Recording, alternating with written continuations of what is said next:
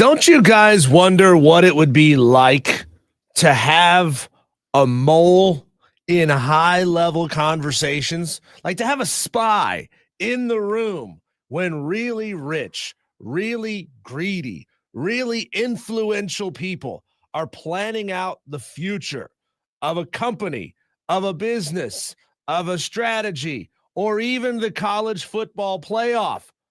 Well, we had just that. Heather Dinich of ESPN.com was in the room in Atlanta during the national championship game, and she's bringing us some juicy details on what these highfalutin, suit-wearing, you-know-whats are planning on doing to our beloved game. Welcome into Wire to Wire. He's Cole Bryson. My name is Diesel. You are Toloing wherever it is you're listening to us, whether it's on 97.7 FM in Greenville, 97.1 FM in Spartanburg, on the free Odyssey app everywhere, and of course, watching the live video stream on Facebook, Twitter, and YouTube. However you're watching the show, we appreciate you being a part of it. Cole, have you ever been involved in like a sting operation? Because that's kind of what this feels like. Not lately. No. Okay. I've always wanted to. Like growing up, I loved those type of TV shows.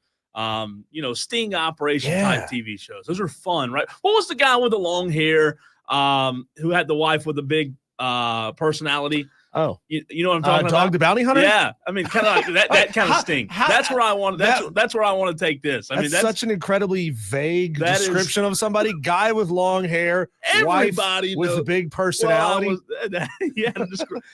Personality was the other alternative. I mean, you just described 50% of Jeff Bezos' marriage, but no. Personality was the alternative word that I needed to use. Gotcha. Okay. Okay. But no, I love sting operations. Heather Dinich is a good one. I mean, she is on the pulse of college football, especially when it comes to changes in the playoff. Yeah, she was in the room. She was listening, active listening, kind of you look this way, but you're actually paying attention to a conversation that's over your shoulder over here. Yeah. Heather Dinich has given us a couple of interesting nuggets, Cole, of big changes potentially coming to the college football playoff over the next couple of years. Now, we hinted at one of these a few days ago. Now we have some more context and detail coming out of ACC Commissioner Jim Phillips's mouth. Now, I guess all of the college football FBS commissioners are there. Even the MAC commissioner showed up for some reason. He's there. He's quoted in this article. Even the MAC commissioner. Yeah. God, I bet he feels important. Even the Diesel says even the MAC commissioner got invited. They put him at the kiddie table, but he's in the room, right? It counts. Okay, so Jim Phillips was talking to a small group of reporters talking about how his league is interested in changing the championship game format. We talked about that on Wednesday. He was saying that there's a possibility they may look to give a first-round bye to the regular season ACC champion. And I like that because it's a full body of work, not just one game coming down and deciding. So, a full 12-game season decides who the champion is, the way that it used to be before we started putting together, conference championship games, whose sole purpose was to make money, not really to crown a champion. Yeah, again, on the ACC front, I think I'd have to see it. Initially, not the biggest fan of it. However, all that's going to lead to what? All that's going to lead to more and more conversations about playoff expansion. And ultimately, that's where we're going. We're going to get there. I don't like it. I don't like it at all. But ultimately, when you start talking about changes to your conference, that's where it's going to lead to. So that is one possibility that Jim Phillips is looking at when it comes to changing the ACC championship game format, which wouldn't be a championship game at that point. It would be it'd be a runner-up game. I don't know what you can even call it, a championship game, but I don't like that. What Cole, I like that compared to the other option he's throwing out there, which I think is really, really bad. They're talking about the feasibility of a 4-team playoff within the ACC. So having Conference one tournament. play 4, 2 play 3, and the winners will play the following Saturday for an ACC championship. Okay. So now you got to win 2 games to go win an ACC championship game. Trying to model it some like a basketball tournament. Yeah. I think this is when you start extending and extending and extending and extending the season to the point that it gets unwieldy, and what made college football special is unrecognizable at that point. Well, how does that impact other conferences and timeline to the college football playoff? I mean, that's true. You're hedging your bet that every other conference is going to try to do the same thing. Right. And I don't know. I think in fairy tale world, I mean, we've talked about that how many times? 100 times throughout the course of football season of what you could do to improve the college football playoffs and improve, these ACC champions getting an automatic bid and a bye potentially. Look, it's talking season. There's no doubt, but I don't think I like that. I'll tell you this. These used to be the conversations that happened behind closed doors instead of publicly. Well, I don't like extending the college football playoff and national championship any later. To me, it already felt like this year was late. It just felt late this year. I don't want it pushing back. I mean, here we are 2 weeks away from the Super Bowl now. I mean, what are we going to have, the college football national championship after week, the Super Bowl, and then the Super Bowl the next week? College football championship played on the same week as the Pro Bowl? I don't love it. Well, if you're playing your regular season and then you're playing 2 weeks of conference tournaments and then you're playing an expanded college football playoff, whether it's 12, whether it's 14, 16, whatever it may be, now you're starting to really push this season longer and longer and longer. And I hate it. I don't want this thing to get any longer. I don't want to completely kill the meaning of the regular season by saying, well, really all you have to do is be top 4. So then you get into your conference tournament, and then maybe you go to the national tournament. So what was wrong with the way that it was this year with the ACC? Well, he says this is per Jim Phillips. Yeah. Part of this is on the impetus of thinking that automatic qualifiers for the playoff are going to change starting in 2026. He says there's no reason for the ACC to make championship game changes if the league isn't going to be guaranteed 2 playoff spots. So now we're going back to the conversation of guaranteed playoff berths. I don't like it. And we're going to get more into that as well. I don't like it. Come on, Jim. I mean, are we seriously going convoluted? Well, and again, I said this so many times during the season. This is what happens when you set all these rules and set all these precedents. Diesel, what happens if the ACC falls flat on their face even more so than they already are because they're not any good in football? I mean, we're going to set a precedent it's a 2-team league, or 2 teams make it to the college football playoff every single season, regardless of what kind of quality is in that conference or in other conferences. I think that's dumb. You can't set all these rules and expect every season to be the same. Outcomes are going to be different. Teams are going to be different. I don't think the ACC should have got 2 teams in this year, but they did. Texter says, Diesel, when you just said money, you sounded like Dewey. Money. Yeah, there's too much money. They're just trying to make money. And happy Friday. I don't know how I feel about that. I feel bad for you on that one. Some further discussions took place, Cole. We're not shocked by this. The conversation all during the playoff was that the seeding was completely screwed up, that things were going awry with how we were choosing where to put teams in seeding. For example, Ohio State had a very tough road to get through to get to the national championship game and to win it, as opposed to, for example, a Penn State who didn't make it. We were talking about before this thing even started, is it advantageous to lose your conference championship game or not even go to the conference championship game? Yeah. Because then you're in a more advantageous spot and have an easier path forward. They're looking at big time changes with that. Unfortunately, they didn't really get too far on this conversation in Atlanta. They're going to be pushing that discussion to another meeting in February in Dallas. They're going to discuss giving the committee's top 4 teams the first round buys instead of conference champions. So letting the committee decide who deserves the sign the me top. Up. Okay, sign me you're up. Into that one. Sign me up. 100% sign me up. And again, I said that so many times to you, and when we got to the college football playoff, why is it, again, it goes back to my point about setting precedent. Why are we setting precedent If the committee's job is to put the teams in that they feel like are the best teams, the most qualified, most deserving, you can't just have this precedent every year of the top 4 teams or these automatic. Let it be fluid. You've got to allow fluidity, Diesel, because things are going to look different every single year. I like that a lot. And Cole, finally, last thing they looked at here is that Greg Sankey and Tony Petitti, as greedy as we know those two are, and as much as we know those two want to and will flex their muscle, it seems as if they are going to discuss yet another expansion from 12 to 14 teams with a format as such: 4-4-2-2-1-1, 4 SEC, 4 Big Ten, 2 ACC, 2 Big 12, 1 Group of 5, and 1 at large.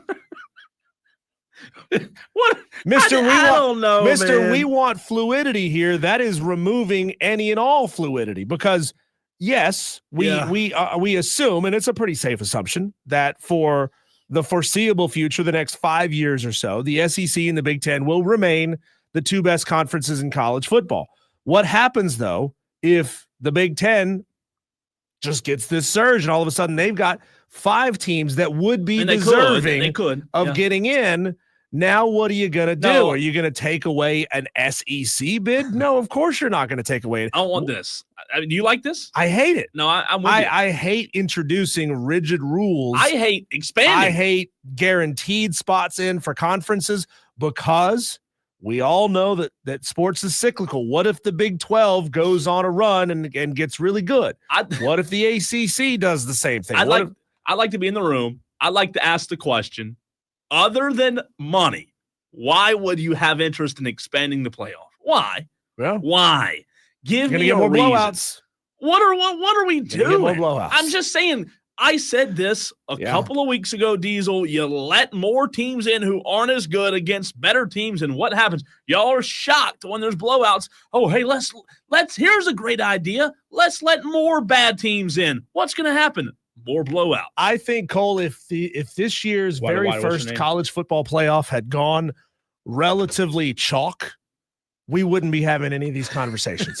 And it's because this thing got so weird. And it was not just the playoff, it was the lead up to the playoff that got that got a G5 higher ranked than another conference champion. So they got a first round bye.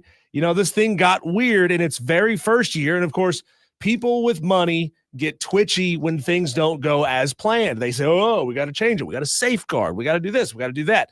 So, there's some potential big time changes coming to this thing. And not all of them that are being discussed are good. Nobody is really talking about the health of the sport. Nobody is talking about fairness within the sport. They're all just thinking, how can we step on each other's heads to get a little higher up to grab another rung on the ladder? And again, I just want some clarification, right? I want reasoning. What is the reasoning behind this 4-4-1-1-2-9-6-4-8-4-4? I don't want that. I don't want it. I didn't want the expansion to begin with. I know everybody got excited about it because you're letting more teams in, and more teams have a shot. Somebody called in the other day to this show and said, I think we should expand it so, we're not having the conversation of, well, who got left out at 13? You're going to be having that conversation at 15, 16, 17. Yeah. It doesn't matter. If you expand it to 24, whoever's 25th is going to be upset. I've seen, Cole, I've seen teams that are relatively low in the FCS playoff seeding make good runs in the FCS playoff. The difference there, Cole, is that in the FCS, while there's always going to be teams that have more resources than others. For example, at the time, App State had more resources than, I'm just going to make one up, Valdosta State, right? They got more resources. They got more fan support. But the gulf of resource discrepancy is not there as much as it is in FBS football. Sure. The Oregon versus Charlotte, if they were to make it there. No, I'm with you. I'll tell you this. I would be interested to hear this room, this committee, these people who are in charge of making these decisions. If I were that mole, if I were that fly on the wall that you talked about a few minutes ago, I'd be interested to hear more than anything their conversation surrounding the G5 and what they thought of Boise State, what they think going forward. Am I opposed, Diesel, to allowing a G5 team in? No. However, part of me believes that I think the G5 would be better off having their own playoff. I just think in terms of having a shot at crowning a national champion. No, not a single self-respecting G5 fan wants that. Yeah, but because then you're relegated. Championship. So what? You can still make a run. You can still win a game. So so what the goal is getting into the playoff and winning a game, getting on that biggest possible stage, rather than being relegated to FCS 2.0. Yeah, I just wonder though. Like, let's say for example, if Boise State, and this is a great question, I may be wrong here. If Boise State were to have won a first-round playoff game compared to winning a G5 national championship, which of those would do more for their school? Because I do remember winning a first-round game. And I mean, are we sure of that? Yes, because I've watched the way the coverage of FCS playoffs has diminished to basically nothing, to the point where a few years ago, the FCS national championship game was 2:00 in the afternoon on a Wednesday. Yeah. I don't know. I would enjoy as a college football fan seeing who would come out of that college football playoff. I mean, I know that. Would you though? Yeah, I would. I love it. I watched Tuesday Night Action, remember? I love college football. I'd watch it. I really would. I know for the exposure of the school, it might not be as big, because I remember somebody talking about the App State Michigan game compared to the App State National Championship, saying they'd trade the national championship in any day for another Michigan type game because of the exposure. To get there, Cole, I think there has to be a ridiculously airtight, guaranteed level of exposure and financial investment beforehand into a G5 playoff for a substantial number of years before a majority of G5 schools would say, yeah, let's completely take ourselves out of that conversation of major college football and say, well, let's just go over here and play in the kiddie pool, because it's going to be a non-starter, man. That's how you lose any and all exposure over the course. And when you're talking about more and more conferences wanting to go to 9 conference games, you got less opportunities to play power programs and potentially beat power programs. And you have zero opportunity to now get into a college football playoff. That's how you become FCS 2.0. Texter from the 419 says, putting all the runners up in the Big Four conference championship games ruined the playoffs. Penn State was the only one that performed. SMU and Indiana were a joke. All right, let's go to the phones. 844. Indiana only lost by like 10, right? Yeah, but it wasn't competitive. It was bad. Saying it was bad. Dewey. Speaking of Dewey, Diesel called him into existence. Dewey, what's up? Yes, expanding the playoffs. That's ridiculous. The playoffs sucked. It was a travesty. The committee, they selected who they wanted to select. They should be disbanded and fired. The playoffs should be just you want to do top 12, do the NFL style, top 12, and that's it. No questions asked, no boo-hooing, no nothing. If you're not in the top 12, you're not in the playoffs. It's all about money, and they're all selfish, and they want their money. But this committee has been a joke. It's a travesty, and there should be no committee. It's PlayStation 5 committee. Oh, thank you, Dewey. He was all over the place there, wasn't he? Yeah, he was a little back and forth, like a little flip flop, pinball. I mean, he serpentined his way through that phone call. That's for sure. Committee, no committee. No more. Yes, it is all about money, and that's my fear.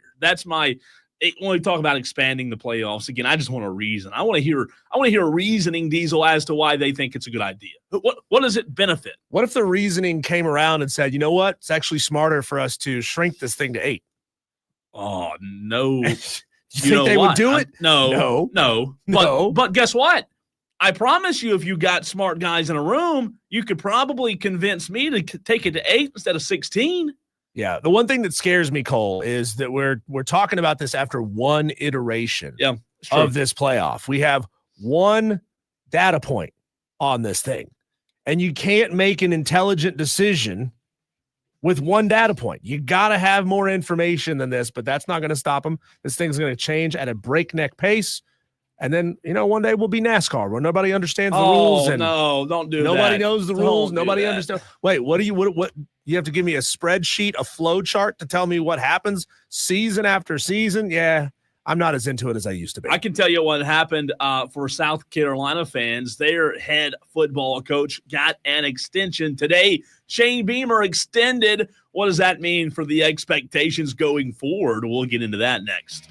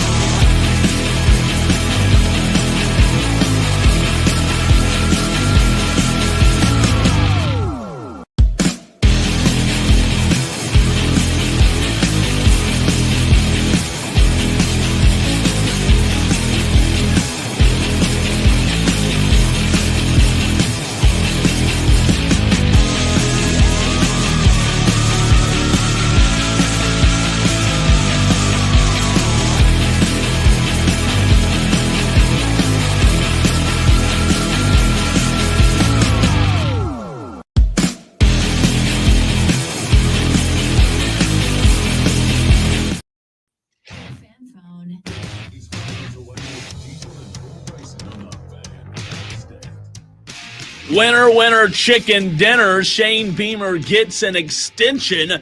Not quite 10 wins, but 9 wins last season was enough, Diesel, to extend Shane Beamer. The Board of Trustees approved this morning. Obviously, a very good 2023 season, 9-4 record. Shane Beamer, who guided the Gamecocks to that 9-4 record, will be paid $8.15 million this year with $100,000 raises annually, according to a term sheet of the deal obtained by ESPN this morning. He was scheduled to make about $6.6 million this year under a previous extension signed in 2023. This new deal includes a $5 million buyout if Shane Beamer leaves South Carolina in the first year, which drops by $1 million each of the contract.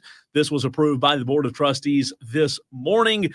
Diesel, Shane Beamer says, I'm proud to represent the University of South Carolina and lead our football program as the head coach. As I've said before, this is my dream job. My family and I love being here. We've accomplished a lot on and off the field over the past 4 years, but we are not satisfied. There's more to do, and we're just getting started. Does Shane Beamer deserve the new deal? If he had kept his cool and not let Brett Bielema get under his skin, do you think he would have got paid 8.5? More? Or what he's getting paid now? Yeah, well, he's making 8 point. He's going to get 8.1. Would he get 8.5? Oh no. If he'd beaten, I don't think so. In the bowl game. No, I think it was probably already set. No, I'm just joking. Seriously, congratulations to Shane Beamer and to his family. I think this is a good idea. It's a good thing for South Carolina. It builds a whole lot of stability over the next 5 or 6 seasons. It certainly sets a whole new level of standard, Cole, because now you're not in the bottom third of SEC paydays anymore. You're being paid. Now, certainly SEC paychecks have gotten huge, yeah. And I think Lane Kiffin and Kirby Smart are up there in that $12-13 million range. So you're still, right there in the middle of the pack. You're not approaching the top half, but he hasn't done anything to earn top half of the SEC money yet. But now, middle of the pack, this now goes from bottom of the pack is acceptable to middle of the pack is now the minimum standard. No doubt. Want to hear from you, South Carolina fans, during this segment. Several ways to get in touch with the show. He's Diesel. I'm Cole Bryson. The phone line is open right now, 844-FAN-PHONE. That's 844-326-3663. We're also live on Twitter, Facebook, and YouTube. You can watch the show there and get in on the comment section as Roadmaster is in there. Kane, DB, Kevin, a few other Tolos, 56 watching on the stream right now. Let's add to it. But Diesel, that's what I want to hear from South Carolina fans, talking about expectations. Where you are now as a program, the expectations are continuing to rise. And I have a promo about that, right? Like, it's a double-edged sword. You appreciate it, but at the same time, you're starting to get up there with big boy money. Like you said, you're not to Kiffin or Smart, but I think this is a great move. However, it comes with a lot of pressure. Yeah, this is going to be it's going to be interesting to see what kind of internal pressure he now feels. And these are benchmarks that we as fans are not going to know about. Benchmarks from the athletic department, what they expect him to get done. Yeah. Of course, there's going to be all kinds of incentives. I'm sure added to this, but he has to win now. You've shown that you can win. You've shown that you can get to 9 at South Carolina. Now you got to start adding to that. You got to start stacking together 10-win seasons. This new deal makes Shane Beamer the SEC's 9th highest paid coach, along with Oklahoma's Brent Venables, who, got a contract right before the season started last year. According to contract figures from USA Today's coaches salary database, as you mentioned, Kirby Smart, he is the highest paid coach in the league with an annual salary of $13.3 million. So again, Beamer's not there yet, but 29-22 since taking over the Gamecocks, I think he's certainly on the way. This, by the way, would make him the 3rd highest paid coach if he was in the ACC. Mario Cristobal makes $7.8 million. Mike Norvell makes $10 million, and Dabo Swinney makes $11 million. He would be that's interesting. As base salary, not including bonuses. Roadmaster on the YouTube stream says South Carolina pushed top teams to the brink. I see the playoffs this year. Gamecock fans, what do you think about this new extension for your head coach? 844-326-3663. Harold in Greenville wants to chime in. Harold, what do you think about this? Well, yeah, this is the first day I've been out, guys, listening to you. I appreciate it. Yeah, it's been cold. That's good, but Shane Beamer, I've heard sound bites from Rob Brown, that South Carolina replacing Beamer wouldn't be a stepping up. They're going to have to surpass him. Well, that goes for Shane Beamer. I think he's going to have to keep that same scenario going, what he's established for himself. As he can't fall back to a 7-win season. You see what I mean, or something like that? Yeah. And he's got to have that 10th. For him to keep growing, he's going to have to win 10 games. And I think if they got the players, I think they can make it. I think they got a chance to be a playoff team. And as far as that playoff y'all talking about, that's a lot of time yet to be decided between now and next football season. Yeah. This football season, And by the way, last weekend on the NFL, I was 3 out of 4. I hit that 3 out. And I, went on to Ohio, I originally said it'd be a 2-score win, and it was. But, and by the way, has Leprechaun called you and congratulated you on your well, he came to see us on Wednesday. That's true. As a matter of fact, he was there at the store in Ingalls and Greer, and he sang us a song, Harold. Okay, well, that's good for him. I figured he might be boo-hooing, but anyway, I get a kick out of him. All these callers that call in, but anyway, my this weekend on the pros, yeah, I'm gonna go with Philadelphia, and I have to go with. I'd love to go with Buffalo, but it's going to probably be Cincinnati, and that'd probably be your Super Bowl. Kansas City. Washington looked good, but listen, they played the worst. They played a team who played the worst game of the season, Detroit, this past weekend. Good point. That was their worst game. But anyway, under that, unless you got something, pertaining to South Carolina, but I think Shane Beamer's set the precedent for himself as well as somebody's going to have to replace him, All right. So, anyway, guys, y'all we're getting to a dead point now. The baseball season. Tell us about it.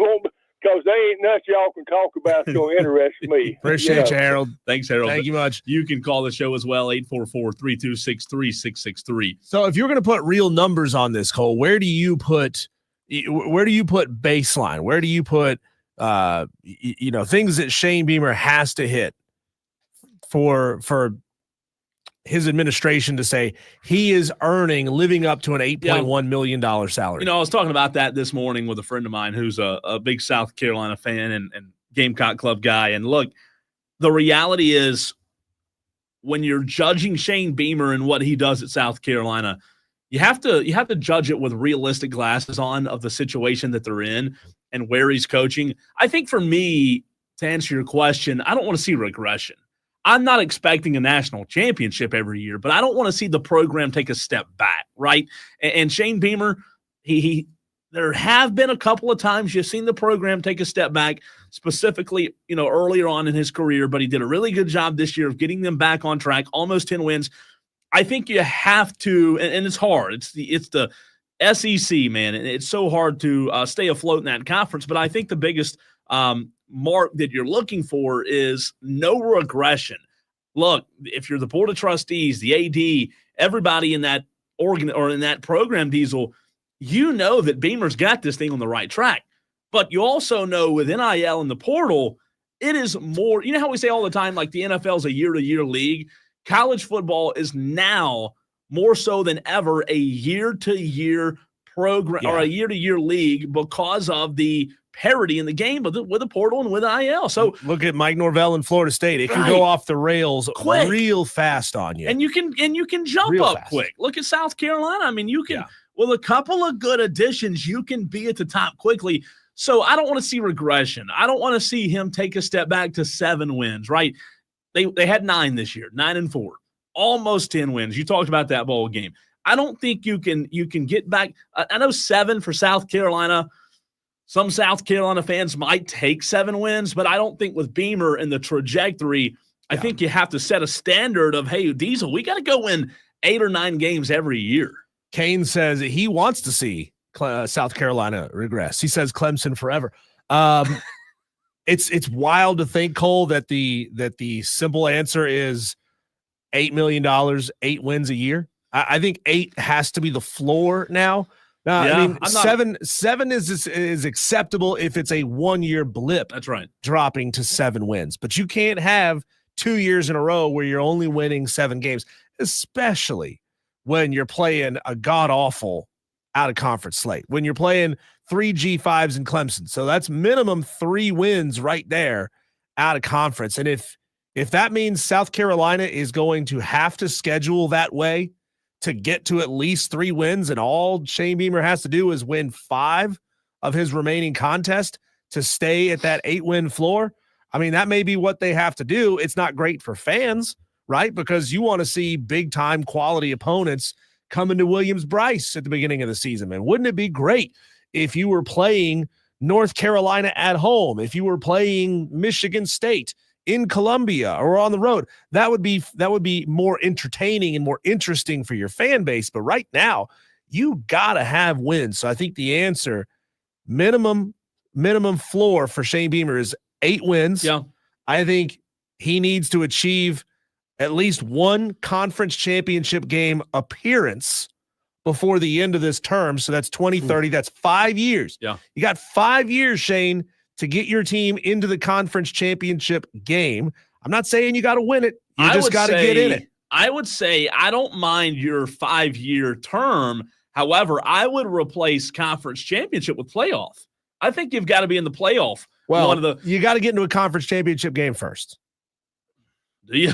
Well, maybe you don't. Not if we're going to a four guaranteed. You know what I mean, spots. though? I mean, Tennessee this year. I mean, I don't know. Look, conference championships, what do they matter anymore? I hate to be that way, but I do think that, I think that if you can get South Carolina to a college football playoff in 5 years in this deal, and I know, like, some people might think, just 1 in 5 years, that's pretty low bar. But again, going back to what I said at the very beginning of the segment, you have to be realistic. You have to be realistic about this thing. Look, the portal and NIL, in my mind, is the best thing that ever happened to Shane Beamer, because Diesel, he embraced it. It's allowed him to elevate his program quickly. I mean, you talk about the elevation from 2022, or excuse me, from 2023 to 2024. I'm not saying it was only because of portal, but Cal Kennard and Rocket Sanders were, not there in 2022 and 2023. So it helps. And I think Beamer, as long as he continues to understand that you have to recruit constantly, even your own players, I think they will get to the college football playoff in 5 years. Well, that mountain is very steep because you still got Georgia, Texas, Alabama, LSU, Ole Miss, Tennessee above you. Florida State, or excuse me, not Florida State, but Florida feels like they're on the come up, right? Texas A&M wants to be on the come up. Auburn seems like they're on the come up. This is going to be, like I said, that mountain is very, very steep for Shane Beamer, but that's why you're getting paid $8 million. You're getting paid $8 million to figure it out. I think their best bet, Cole, is within the next 2 years, because you've got a known quantity of Lenora Sellers there at quarterback. Maybe you can hang on to Mazio Bennett as long as you can. Maybe you can hang on to some of that talent on offense, like Josh Simon. Maybe you can hang on to some of those elite guys on defense and put it together in the next 2 seasons. I feel like that might be his best shot. Obviously, anything can happen in the future, and who knows? He may go on an insane recruiting run. He's doing a fantastic job recruiting the state of South Carolina. He's doing an insane job in the transfer portal. So, I mean, they could put it together, but when you got known quantities in front of you, now's the time to make hay. The last thing I'll say is, before we run, I think that there's a lot of talk. Well, I know there's a lot of talk about unbalanced schedules in college football now that you don't have divisions, Diesel. I don't know that I've talked about, you and I have had the conversation about not having divisions. I don't like it. I wish we still had divisions in the SEC. Yeah. However, I was thinking about that this morning.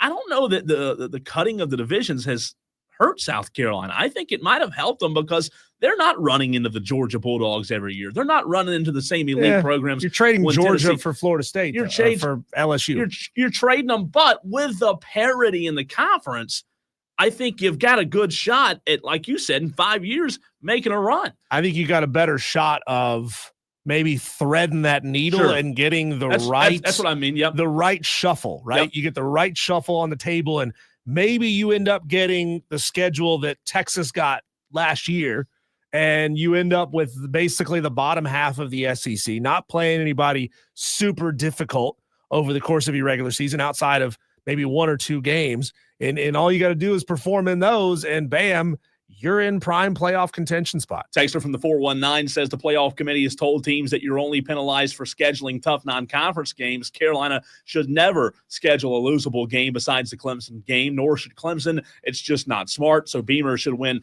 8 minimum in a tough SEC. Also, Leprechaun of Lyman says, Harold, I love you, man. Getting the shout. How about the love today with the Cholos? I love it. I love it. When we come back, Cole, this weekend in college basketball, what games are absolutely cannot miss? We'll go into that next.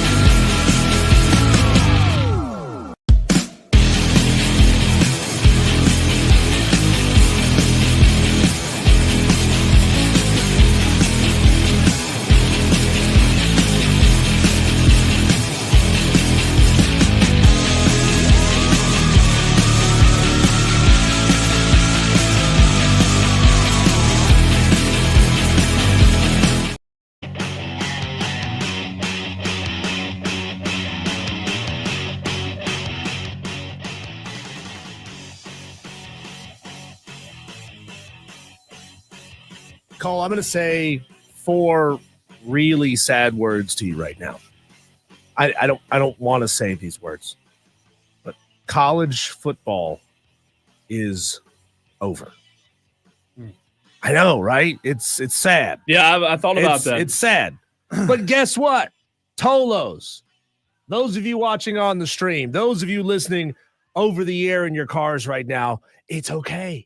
Because it's now time to fully and completely dive into college basketball. You missed the first half of the season, but that's okay. Now you got a sense of who these teams are, right? You kind of let the schedules play out. You get 15, 20 games into the year. Now you get a good sense of who's actually worth watching rather than investing your time in a potentially mediocre team 5 games into the year when you just don't know because they're all playing the Sisters of the Poor anyway.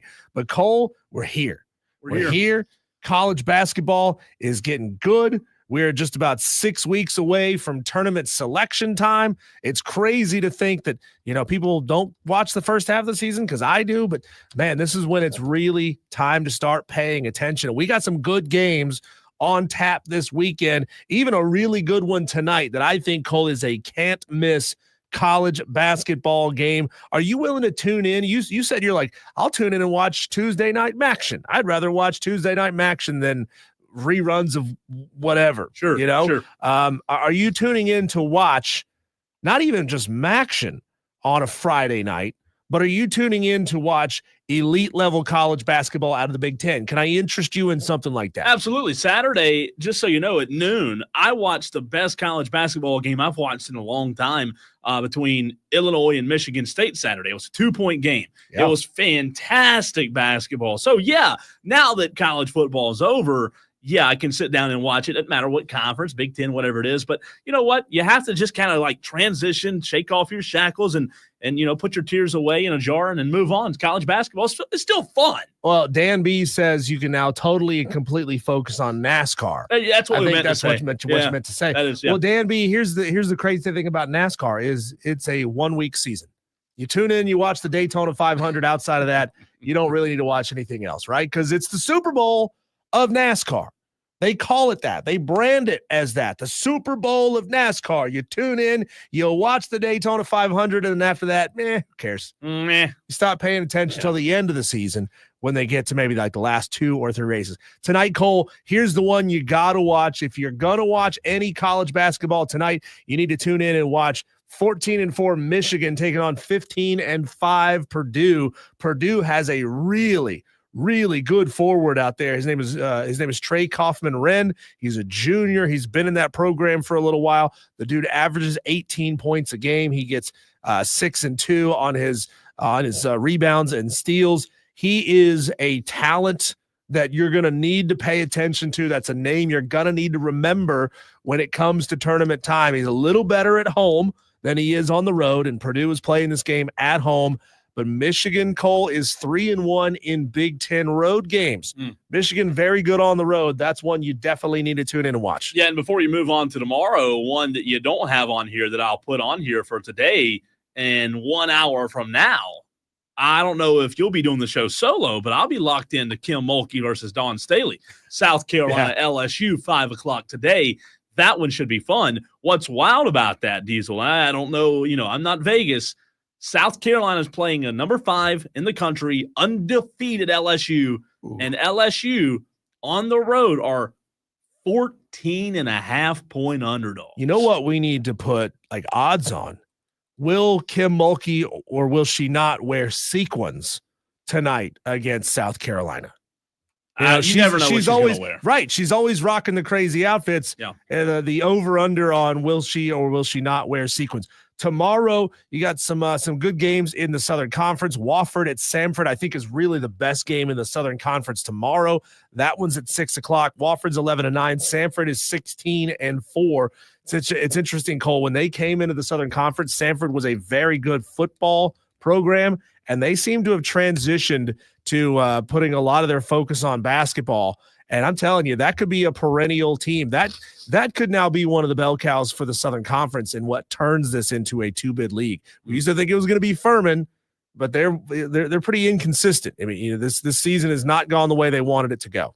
No, they haven't. They've got to get better down the stretch. But look, I mean, I think there's time, and the good thing is with it being a tournament or a conference where all you have to do is win the tournament. I know that sounds easier said than done, but there's still hope. Yeah, tomorrow in ACC play, this one's at 4:30. You got number 2 Duke at Wake Forest at 16-2 on the road at a 15-4 team. Wake Forest undefeated at home this year. Can they knock them off? Wake Forest got 3 players who are scoring in double digits: Hunter Salas, Cameron Hildreth, and Trayvon Spillers. Trayvon Spillers is a guy that transferred to Wake Forest from App State. Wake Forest got to be lights out defensively, though, with Duke and Cooper Flagg coming in. They're very good at holding teams into the 60s this year, and they've got to do that to get the win hosting Duke tomorrow.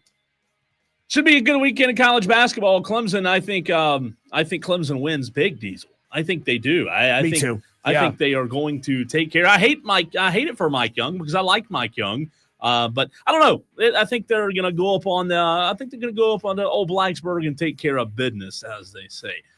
Diesel, in the very next segment, a off-season recruiting rundown. We will focus on the state of South Carolina, but also hit other states as well. Your favorite college team, are they recruiting the right way? Is South Carolina being dominated by Shane Beamer and the Gamecocks? We'll get into that next.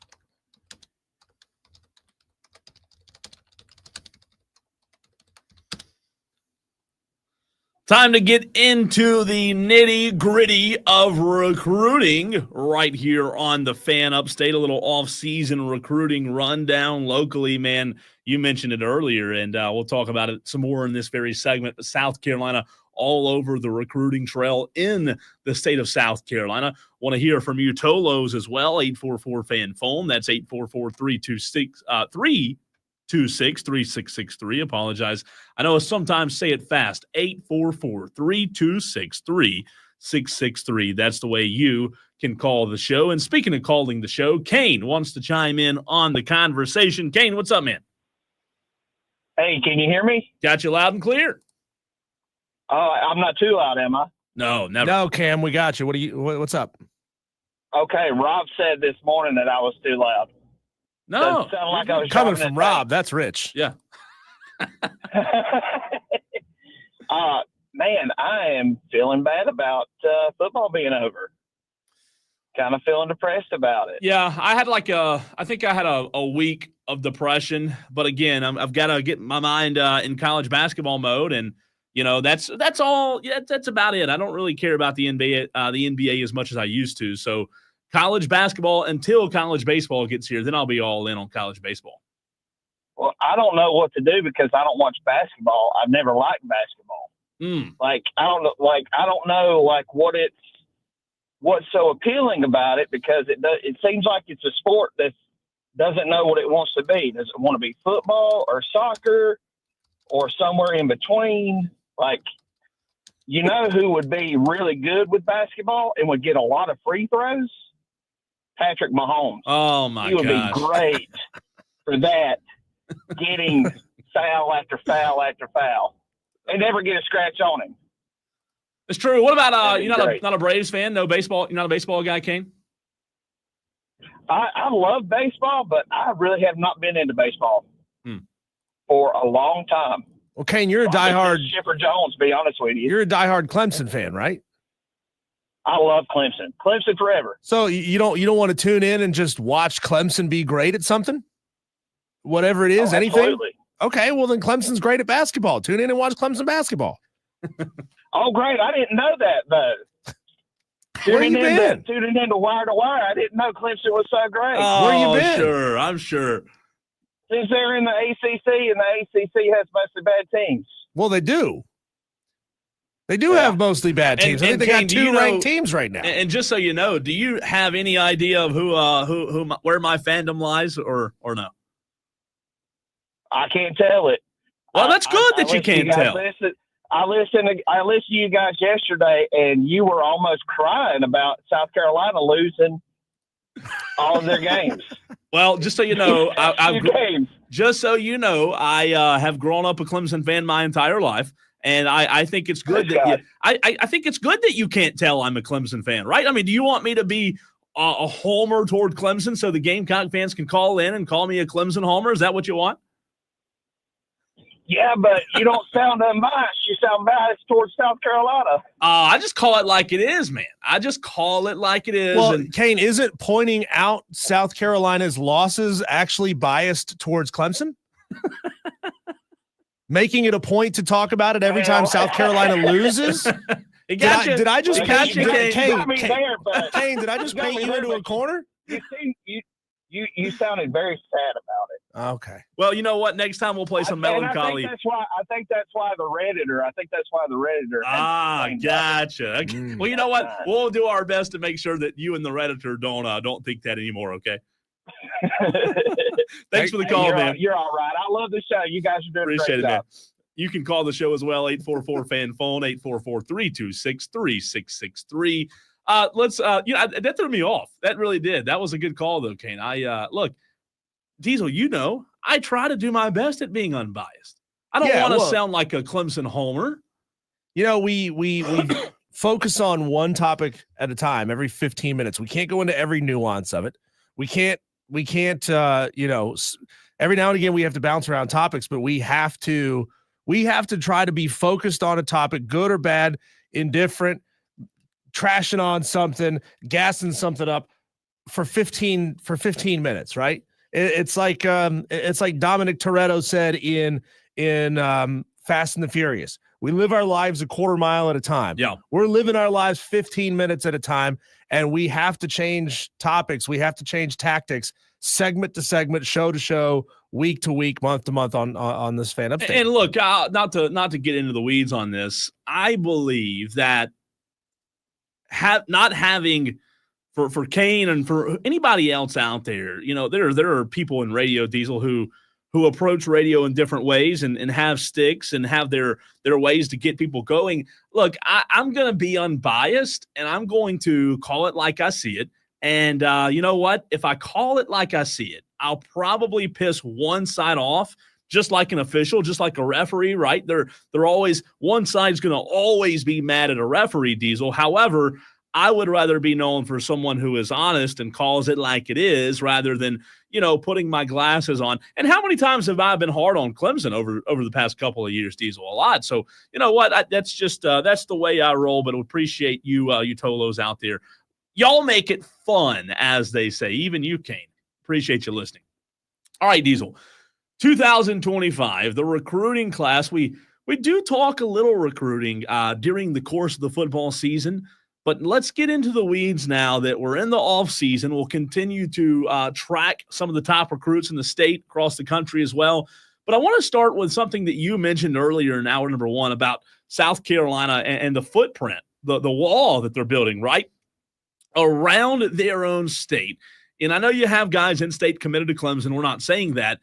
But when you look at 247 Sports in the 2025 commits, the 247 Sports composite list, Diesel, do you know that in the top 10, there are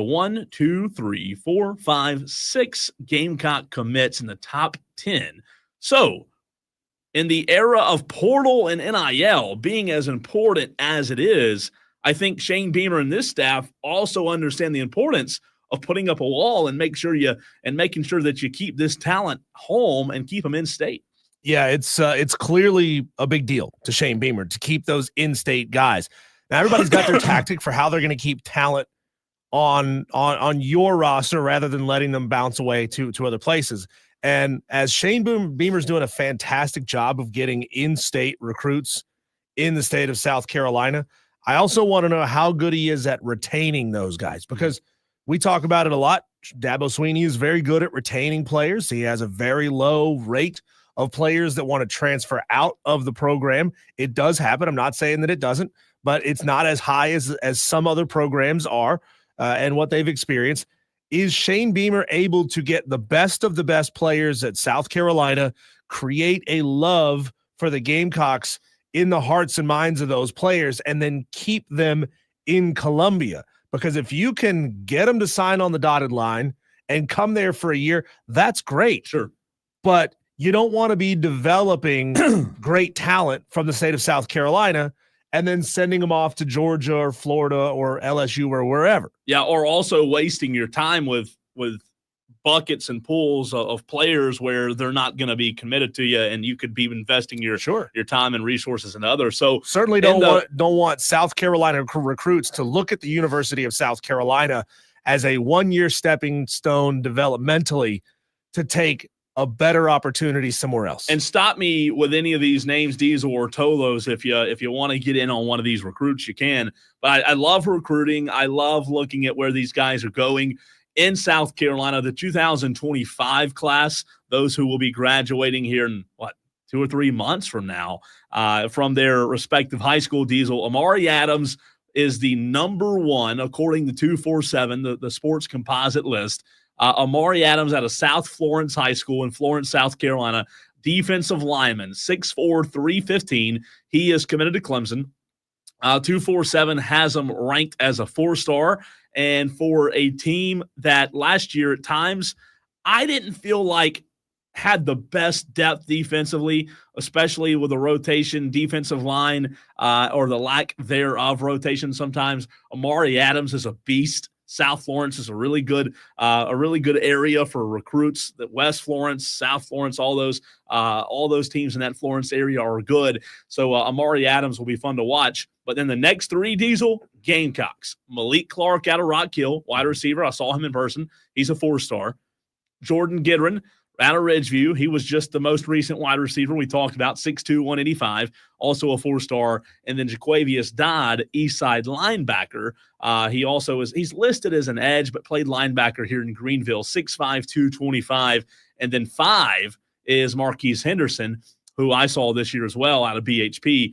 You love that your top 5, I don't think this has happened in years past consistently, your top 5 Ds will all going to Clemson and South Carolina. Well, here's Cole, as nice as it is for Clemson and South Carolina to essentially split 3 versus 2, South Carolina getting the edge there with the top 5 players.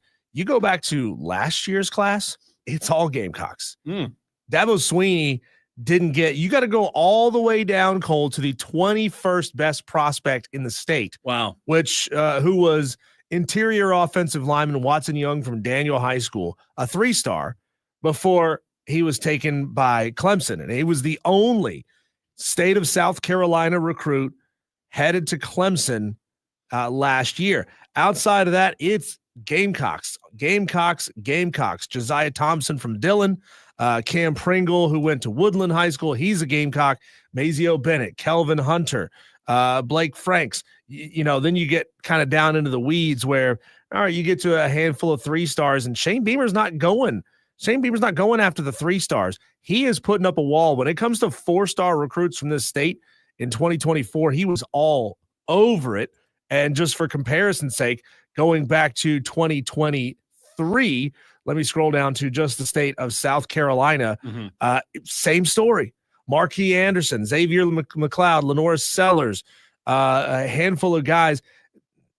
Tyler Brown, 10th best recruit in the state, went to Clemson. Outside of that, you got to start getting down into 3-star territory before Clemson's taking guys from South Carolina. So 2 of those guys that I've seen play that I'm excited about. If you're a Clemson fan, I think you should be excited about. If you're a South Carolina fan, I think you should be excited about 2 of the top 5. And again, some of these guys will pan out, some of them won't. We know how recruits work. But Jordan Gitteren out of Ridgeview High School in Columbia, 4-star receiver, 6'2", 185. I'm really intrigued to see how quickly Shane Beamer, when you have this NIL and portal era, and you have to use the portal to your advantage to fill holes. I'm really intrigued by Diesel, how quickly Beamer and Coach Furry, the wide receivers coach, will allow guys like a Jordan Gitteren from Ridgeview to be an immediate impact guy, because you're losing wide receivers, you're losing these players to the portal, or to graduation rather, just as quickly as you are gaining them, it feels like. And I don't know if, and again, this is a coach question, I don't know if they see portal guys as more ready to play, more ready to step in and fill holes. But you talk about immediate impact players like a Bennett was last year for South Carolina. I think Jordan Gitteren could be that kind of impact player early for South Carolina. And I also think on the flip side, the second player that I was talking about is Marquise Henderson from BHP. Running back. I've heard a lot of rumors that he's going to play defense at Clemson. And then as of late, I've heard that maybe they're not going to have him on the defense side of the football. He's a standout athlete, 5'10", 170. He's a 4-star. They were in the state championship this year. Belton Honeypath was. They had a really good regular season. But Marquise Henderson's a guy that is, when you see these guys in high school, Diesel, and you see how when they touch the football, it's an automatic chance at a touchdown. You just feel like some of these guys have to get early reps in to be able to impact these 2 teams. Yeah, it's going to be fun to watch, and this is, a perpetual tug of war between Shane Beamer and Dabo Swinney. And right now, Shane Beamer's winning it. He's winning it big time, and if you can get really committed guys that grew up loving the University of South Carolina into your program, you feel like it starts building up a level of loyalty that, that some programs who have to go to the transfer portal year in and year out simply don't have. That's interesting. I'll tell you what, outside of the top 5, you start getting, finding some 3-stars like Anthony Addison out of Sumter. But out of the top 5, I listed off the top 5. You have Donovan Merv, also a wide receiver from Irmo. I saw him week 1 this year when Irmo played Burns. He's committed to South Carolina. Shed Surratt out of Gaffney. He's 8th in the 2025 247 Sports Composite. Shed Surratt, offensive tackle, 6'4", 300-pound, 4-star, I think is going to be a guy. We saw Marquis Anderson, and we talk about immediate impact. What's interesting with South Carolina is I do believe that when Beamer recruits these players in state, I'm not speaking for all of them, but I do think he has a plan that they're going to be immediate impact guys. Remember, Marquis Anderson out of Dorman, he was supposed to be a immediate impact guy at South Carolina and was having a really good offseason until he got hurt 2 years ago. And then he didn't play much in 2023, did play in 2024. So Shed Surratt I see as the same type of guy at 6'4", 300. Michael Skinner, who is a tight end out of Greer, South Carolina Diesel. He also plays basketball, by the way, and I saw him play basketball last night. 6'3", 220, committed to Kentucky to play football. Let me tell you, Michael Skinner is one of the best athletes I've seen come through Riverside and high school in general. Michael Skinner, remember, he was the commit that was, I think, on to Cincinnati, that flipped from Cincinnati to Kentucky as a tight end, obviously going to Kentucky for football, not basketball. But they played Burns last night, Riverside did, and he's a heck of an athlete, man. So they're getting a good one there. Cole, we're going to spend some time talking about the Tigers in the very next segment as we bring on Grayson Mann of TigerNet.com, talking all things Tiger with Grayson Mann. Football, basketball, baseball, you name it. You got questions for Grayson? Text us, 844-326-3663, or get them in on the stream on Facebook, Twitter, or YouTube. Grayson Mann of TigerNet next on the Fan Upstate.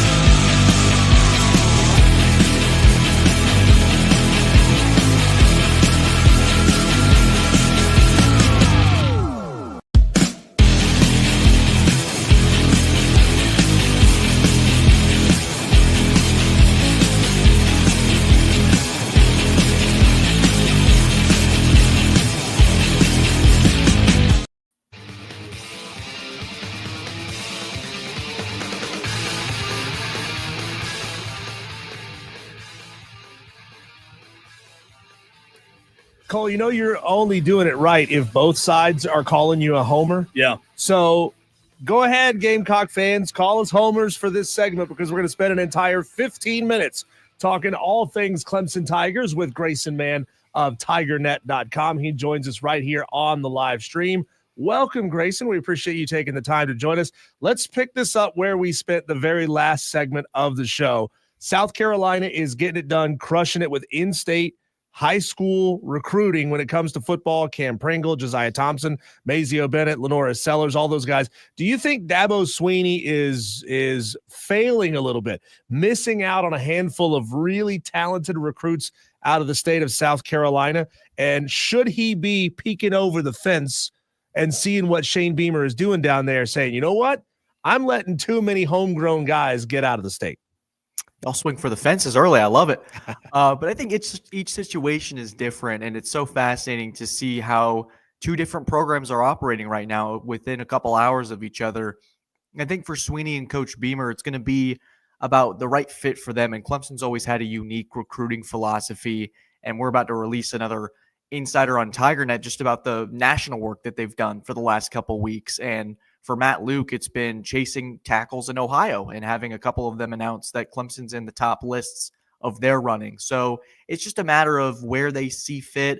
Clemson's done a lot of work on a kid named Kentavion Anderson out of Dorman, who is one of the best safeties in the state and certainly is growing as a national product. That'll be a race between the Gamecocks and the Tigers there. But yeah, I don't know. Failure it's different, I guess, depending on who you ask, but maybe Clemson does need to approach that in-state maybe a little bit more. But I think where they are right now, they're in an interesting space given the portal usage, given how 2025 shook out. I think a lot of fans are probably concerned, and it's probably fair given the amount of decommitments. But I think 2026 is going to tell us a lot about the state of this recruitment between these two programs moving forward.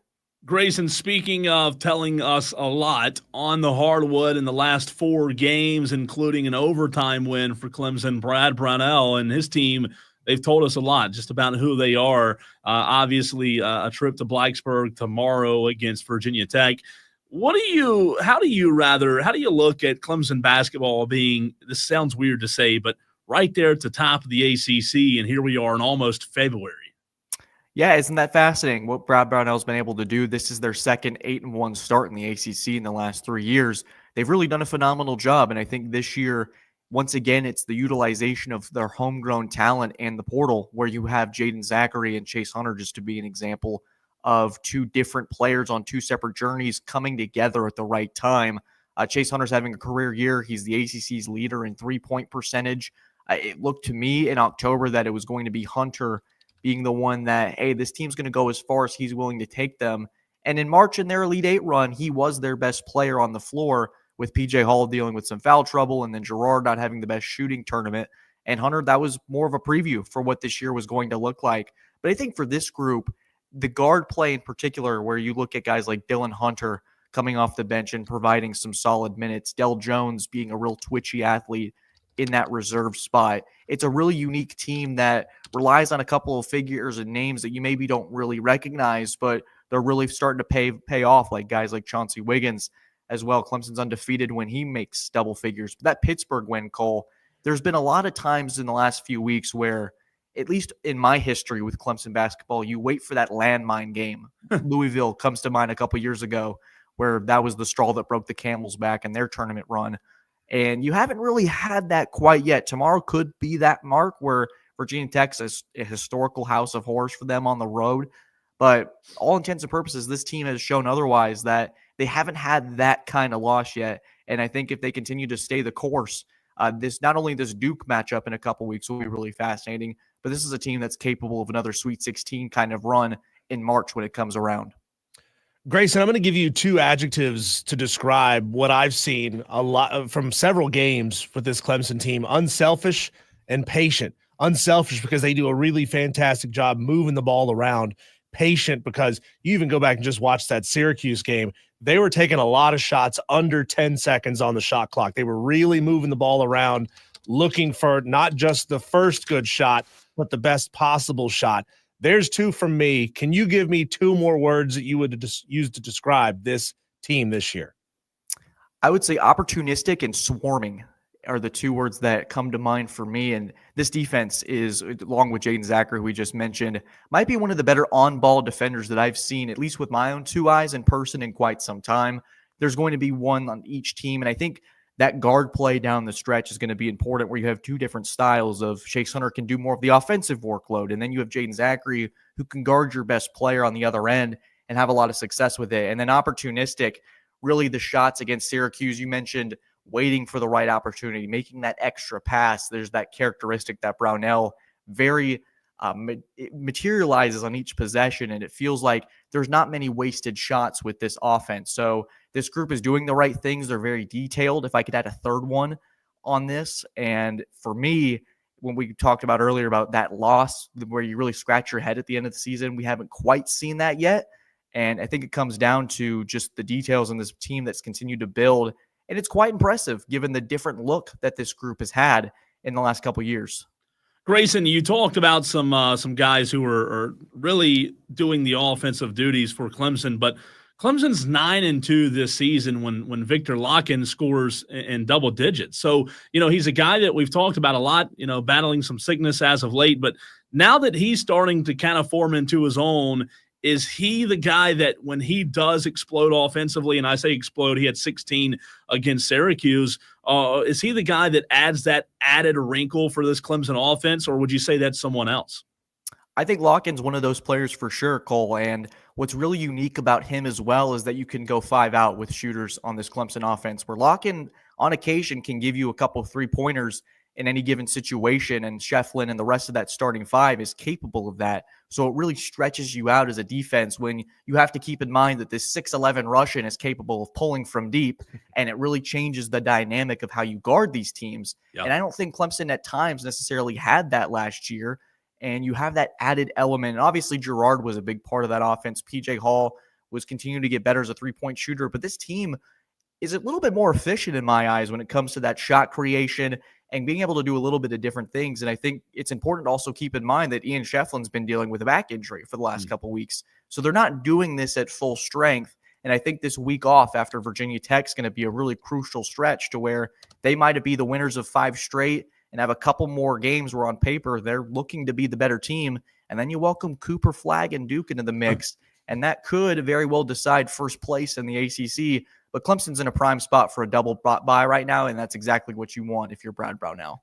How free is Brad Brownell on letting Victor Locken shoot that 3? Because he has a good-looking shot, and he had a handful of them against Syracuse. Is it I let you attempt 1 or 2, and if you're just not anywhere close tonight, stay inside the paint, play post, play down low? Or is he kind of giving Victor free reign to just take that shot? I think trust has always been a big thing with Brownell, and just the idea of, especially when it comes to the bench play, of just earning the minutes that you're given. And I think for Locken, obviously his threat's going to be felt inside. He's a really great post player and does a really great job on the defensive end as well. I think he's one of the ACC's leaders in blocks, if I'm not mistaken. And for Brownell, it says, hey, if you can do it, go for it. And Locken has certainly earned that trust. I think we've talked about in this segment about making the right shots, and sometimes there will be 6 or 7 seconds left, and Locken will creep back out to the top of the key, and he's able to rein in a couple threes from that spot. So it's just that added, I think, attention to detail where making that extra pass just happens to have Locken and your center at the top of the key. We don't see that often. It reminds me of sort of Porzingis in a sense on the Celtics, where you have this monster of a stature shooting from the logo. So it's a very strong advantage that this team has.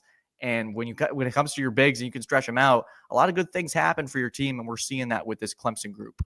What do you think, Grayson, as we're joined by Grayson Mann of TigerNet.com, what do you think the ceiling is now that we've kind of gotten a good gauge, right? We know what Clemson basketball did a season ago, and, we've had the conversation many times, and so have other Clemson fans about Brad Brownell. And even after the Elite 8 run, it's like, okay, well, now he's got to do it again. Well, what do you think the ceiling is now that you've got a good feel for this year's team and an ACC that feels winnable? I've never said that before, but still, it feels like Clemson has a shot to really replicate the 2023-2024 season. Just starting with the ACC, I think the three teams right now that I'd pick to win the conference, I think Duke has to be the overwhelming favorite just because of the talent that they possess. But I wouldn't count out a team like Louisville and Pat Kelsey, who's done an excellent job in his first year there. And then Clemson could very well sneak in there. The ACC tournament hasn't been particularly friendly to Clemson, but I think for this group, it's tough, Cole, because in the tournament, an Elite Eight run is really tough to replicate. But I think for this group, and I've said it on multiple outlets already, I do think this group has the potential to be better than last year's, but it's a problem when the result technically has to be a Final Four bid to be better than the last one. But I think this is a group very well capable of winning a couple games in the NCAA tournament. It's just if they can replicate this success right now, and basketball is all about being hot at the right time. This group doesn't remind me of, they have to be hot from deep to be able to do this. It's a group that's really efficient in a lot of areas that's made them successful. Grayson, the basketball team's trying to stay hot. The baseball team's just trying to have fun. Eric Bakich talked a lot about just trying to make this season as fun as possible for his players. He talks about how players are able to play more free when they're out there having a lot of fun. We know that they've had that tie-in with the Savannah Bananas. Are we going to see like hijinks in the dugouts? Are we going to see like Mr. Baseball lighting guys' shoelaces on fire? I mean, how's Eric Bakich going to sort of balance that fun with getting his guys focused when it's time to focus? Right, and classes in session. Spring training has begun this weekend, and it's really funny. Bakich mentioned that exactly right there, Diesel, about there's been a lot of fun for the last couple months. You have people riding out on horses for a walkout, and the Savannah Bananas coming into town, people doing backflips. It's been a really entertaining, from just an outsider's perspective, to watch this team grow.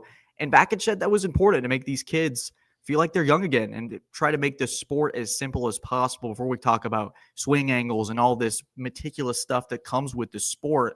And he feels like if you can get them to play free, that rest of the angle, the details, all that stuff becomes a lot easier to embrace.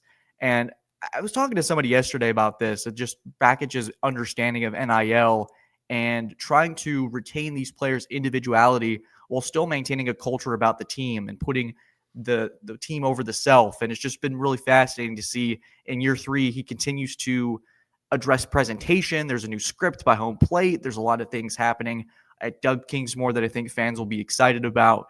And so there's just a real right combination that Bakich understands about where this program is and the expectations of where they can be in the summer and potentially in Omaha. When you talk about those additions, one of them being wet and pleasing to those who are thirsty, Grayson, you talk about having a home field advantage, and throughout the postseason last year, I mean, I even talking about the opposing bullpen being moved. I snuck down last year during the Coastal Series, and right there where the fans gather behind the Coastal bullpen, on the opposing side, it is intimidating. But Bakich talked about wanting to make that more intimidating. Add in beer sales. He said, I want the beer drinking crowd at these games. It seems as if, kind of going off of what you guys were just talking about in your answer, that Bakich is willing to do whatever it takes, even if it's alcohol sales, to get fans in the seats. Yeah, there might be some Michelob Ultras or something by that visiting dugout. He said it was way too comfortable over there for opposing teams, and I'm sure he wouldn't mind a fan or two that's maybe a little inebriated to be going over there and chirping, but all doing it at a responsible level, of course. Yeah. But it's going to be quite the interesting spring, Cole, when you introduce that aspect into any sort of college venue. But for me, I'm curious to just see how it all unfolds from the press box at Doug Kingsmore. Real quick follow-up to that, is there any other sports? What other sports right now, and I just thought of that when you said that, when you talk about beer sales at Clemson baseball. Is Clemson baseball setting a precedent when it comes to beer sales? I don't have all the information as pertains to alcohol sales. I've heard some musings about potentially Death Valley being a spot, but again, I have no information that would confirm or shut that down. But I do think that I've seen other universities, I've seen my friends begging for it to happen. So at some point it probably will. I don't have any information whether that's true or not, but it wouldn't shock me if we see in a couple years, months, days that, hey, Death Valley, go get your beer sales on. So maybe we'll see. Grayson, we were talking earlier in the show about, Shane Beamer's new contract, his $8+ million a year contract, and the expectations having to rise to go with that new chunk of money that he's getting. Can you talk about Eric Bakic's now, I guess, floor, minimum expectations of where Eric needs to have this program year in and year out? Is a regional, just getting into a regional enough? Is hosting now the floor? Is making a super now the floor for this program? David and I talked about it on our podcast this morning that he spoke with someone on the team saying, hey, just give it to me straight. Is this a team that's set for Omaha? And the response was not BSing you here. If we don't make it to Omaha, either the coaches screwed up or we had a lot of injuries. So there is high expectations for this group to get to that next step. And you've seen a really incremental look at how this team has grown under Bakich. It's the regional host after going on an absolute tear after starting out pretty poorly in year one. Then year two, you're a super regional. You have all that controversy. I was with Cole watching that Florida series in hot Clemson summer, and Bakich getting the crowd fired up. But this could be that pivotal year where they make that next step. For me, it's going to be about that pitching staff.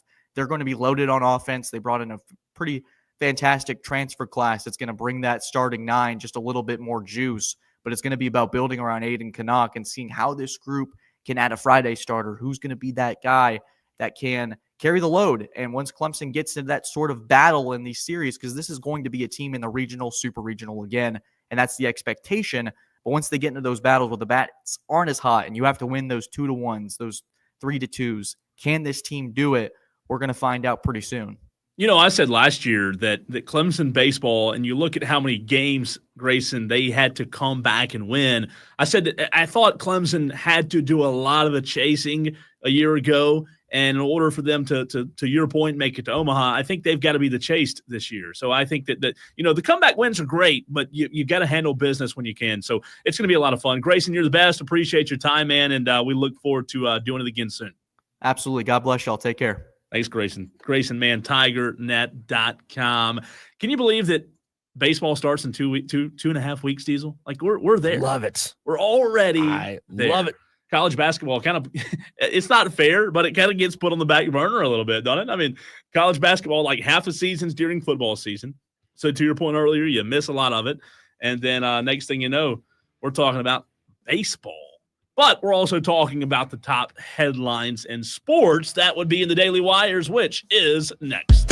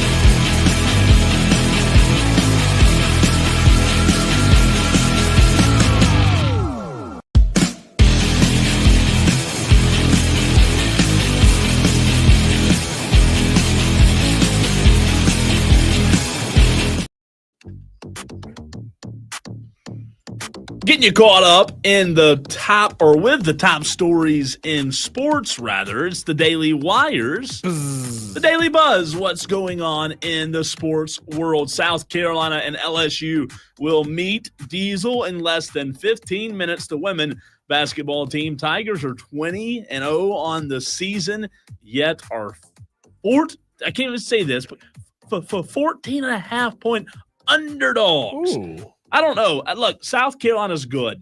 If they play well, they should win.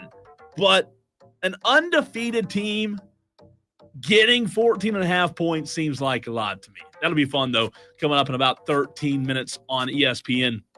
We'll keep you updated on that game as it goes on. This weekend, locally, Diesel, we talked about this earlier. Furman travels to Mercer. Walford travels to Samford. USC Upstate travels to Longwood. Clemson taking on Virginia Tech. And South Carolina hosting Mississippi State. Can the Gamecocks get a SEC win? We shall see. Coming off of one of the best seasons in school history, South Carolina has rewarded football coach Shane Beamer with a new contract that will run through the end of 2030. Beamer, who guided the Gamecocks to a 9-4 record, will be paid $8.15 million with $100,000 raises annually.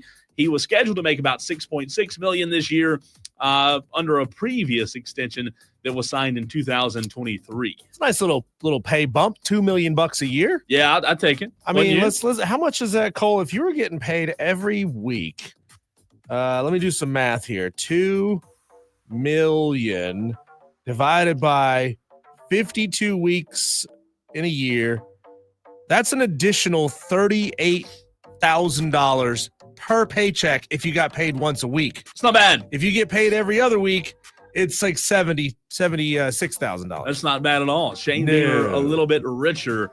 Freshman forward Aku Federico has arrived on campus, officially joined the men's basketball team. Buccaneers offensive coordinator Liam Cohen told the team Thursday night that he was leaving to become the head football coach of the Jacksonville Jaguars. A source told ESPN, not really inspired a lot by that hiring, but no. Okay. And man, look, think about the instability at the offensive coordinator position now for Baker Mayfield. He will now have 3 different offensive coordinators in 3 years. This is just when we thought Baker was starting to, really develop and figure something out, he's got to go through multiple OCs. Maybe they'll just let Baker call his own plays. We'll see. The Raiders, how about this news in the NFL? The Raiders and Pete Carroll have agreed on a 3-year deal to make him the new head coach. No more Pete Carroll in Seattle. Pete Carroll in Vegas? Hey, Vegas is a perfect place for cheaters to go. Oh, yeah. They cheated as much as they want, right? Right there with Ipe. Yeah. Ipe and Pete Carroll will get along good. Notre Dame cornerback Benjamin Morrison, a freshman All-American selection in 2022, who has become a team captain, is headed to the NFL draft. Ohio State quarterback Devin Brown, he was the number 2 quarterback behind Will Howard this year. He is signed with Cal. Sources told ESPN looking for a new opportunity is Devin Brown. And class of 2025 quarterback Torrey Newkirk has committed to North Carolina. He told ESPN on Tuesday, continuing coach Bill Belichick's offseason rebuild of the Tar Heels. How about that? Good for him. 6'3" pocket passer from Norfolk. He seems on paper, like a solid guy. I haven't really dug into any of his film and watched any of his stuff, but Bill Belichick needs big time recruits, and he may be Bill's guy. So his commitment to North Carolina marks the 3rd addition to the quarterback position since Belichick was hired on December the 11th. So he's got 3 quarterbacks in the room. Also, LeBron James extended his record to 21 All-Star selections Thursday night when he was again named a starter for this year's midseason showcase of the NBA's biggest name. Do you watch the NBA All-Star game? No, not at all. I watch the celebrity game. You hear even ex-NBA players talking about the All-Star game and like it's a joke. I believe all All-Star games in professional sports are a joke. Pro Bowl. The best part about the Pro Bowl is not even the game. It's the skills challenge leading up to the game because at least we know that's if it's it's silly to watch, but we know it's not fake, And the right? game We sucks. know they're trying. Yeah. With NBA, like in the All-Star game, they're scoring 200 points. Come on. Yeah, it's no good. They should be scoring fewer points in the NBA All-Star game. Last but certainly not least, a Nebraska basketball fan drained a 94-foot putt, which is a pretty good distance. It's a long way. Long ways to win a Porsche. Are you, am I reading this right? Well, the you ask owners, and no, you're not reading it right. It's Porsche. Porsche. Yeah. At a basketball game. So a 94-foot putt, and I'm assuming this was on hardwood. On hardwood, yeah. And that's tough because that ball way. is just. I mean, Yeah. there's no direction there, right? Well, you better hope that floor is good and flat. Yeah, there's not a tiny little single bump that throws that thing off. So he won a Porsche.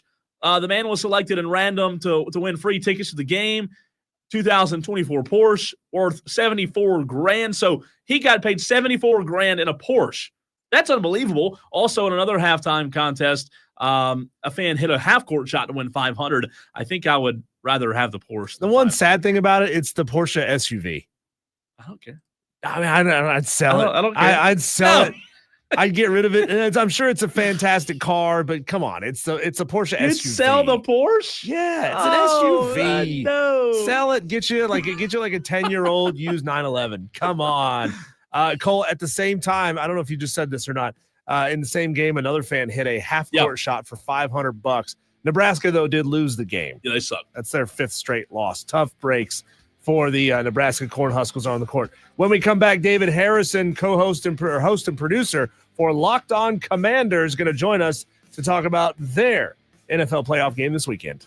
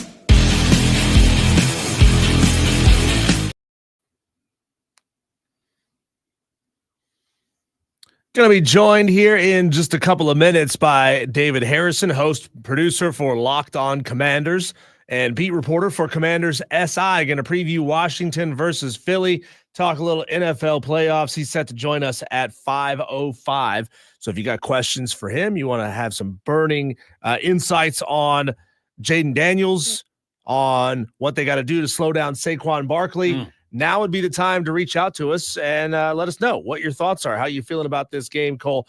What are your initial thoughts and predictions on Washington versus Philly? It's weird to say that you shouldn't bet against Jaden Daniels, but I found myself going back and forth, Diesel. However, I do believe Philadelphia wins. I think Philadelphia wins because they have, in my mind, a little bit underrated of a defense. They have a team, a head coach, a quarterback who's been there. They've been to the Super Bowl. I do think experience matters. Diesel, ultimately, though, I think Saquon Barkley's the X factor. What I saw him do in those frigid conditions last week in the snow, and when, football slows down a little bit, I think Saquon Barkley's the X factor. I like Philadelphia to win, but I think Washington keeps this game close. This is going to sound weird coming from a Cowboys fan because these two teams are in my division.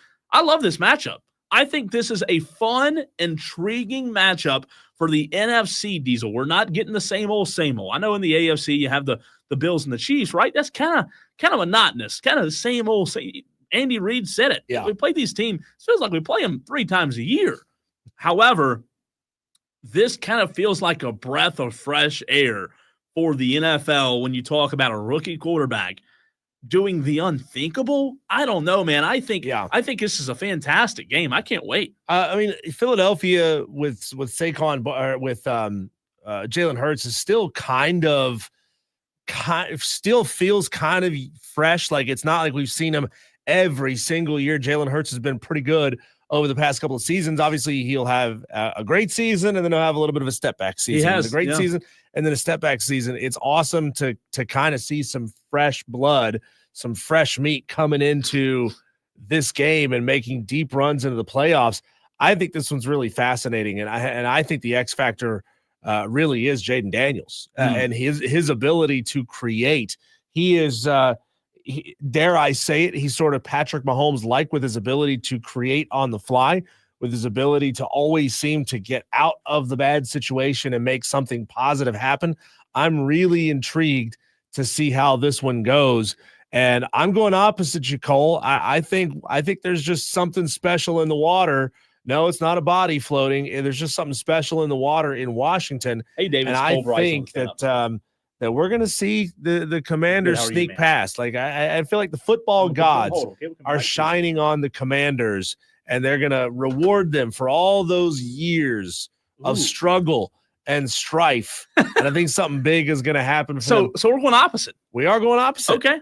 I like it. And to talk about that very game, we're joined right now on the phone by the host and producer of Locked On Commanders and beat reporter for Commanders SI, David Harrison. Welcome to the show for the very first time. Do you feel like there is just something special in the air that's going to help the Commanders pull this one out? Like I was saying, the football gods have frowned upon Washington for so long that it feels like it's just your time to make something incredible happen and make it to the Super Bowl. I mean, there certainly is this kind of like mystique going on around the team right now, right? Just from the Hail Mary and on the last second wins, it just kind of seems like there's something that's pushing them towards it. But, when you talk to the guys and you talk to the coaches, especially Dan Quinn, like they'll all tell you, like, it may all seem like that from the outside looking in, but from the inside, it's all preparation. It's all work. It's all how they focus and how they address each and every week, like it's a championship game and all that stuff. And, it's been pretty impressive because all season long we've heard Dan Quinn talk about how they make sure every week looks the same. It doesn't matter who the opponent is, what time the game is, what channel the game is, what the standings are. Like they prepare every week the exact same way. And as we've gotten into the playoffs and deeper into this run, it really is like there might be more people at the facility this week because of the NFC Championship game, but that's the only difference. Everything else is the same. The way they're behaving, the way they're responding, the way that the locker room environment is. So, it's really impressive to see this entire team and nobody really is blinking in the face of what's happening around them. Do us a favor and give them a follow on Twitter, on X at DHarrison82. David Harrison joining us right here on the Fan Upstate. You used the word impressive, David. And for me, listen, this is tough to say because I'm a Cowboys fan, so this is a tough weekend. Kellen Moore and Dan Quinn battling it out for the right to go to the Super Bowl. However, for me, what's most impressive is the newness factor. You've got a new ownership group, a new general manager, a new head coach, a brand new quarterback. For you, when you look at the culmination of the season, is there something more than the newness that I bring up that's been more impressive, or would you side with me there? I mean, the newness is definitely part of what stands out there, and it really just has sparked an entirely different feel around the organization from a functional standpoint. Talking to people who have been here and worked for the organization, for years, it feels like a new organization. And we even go back to training camp and preseason where the players who have been here before all of this started, they say, it felt like they got traded to an entirely new team, but they're coming to the same location. So, that new approach can't be understated. And it all starts with Josh Harris, the managing partner, the leader of that new ownership group, and just the approach that he's taken, and it's a holistic approach. Like he wanted the organization to be better with interacting with fans, and he wanted the fans to really feel like the organization appreciated them. And then, that appreciation goes down the line from, the team executives to the marketing staff, the sales people, the graphics people, the in-house media, not just football.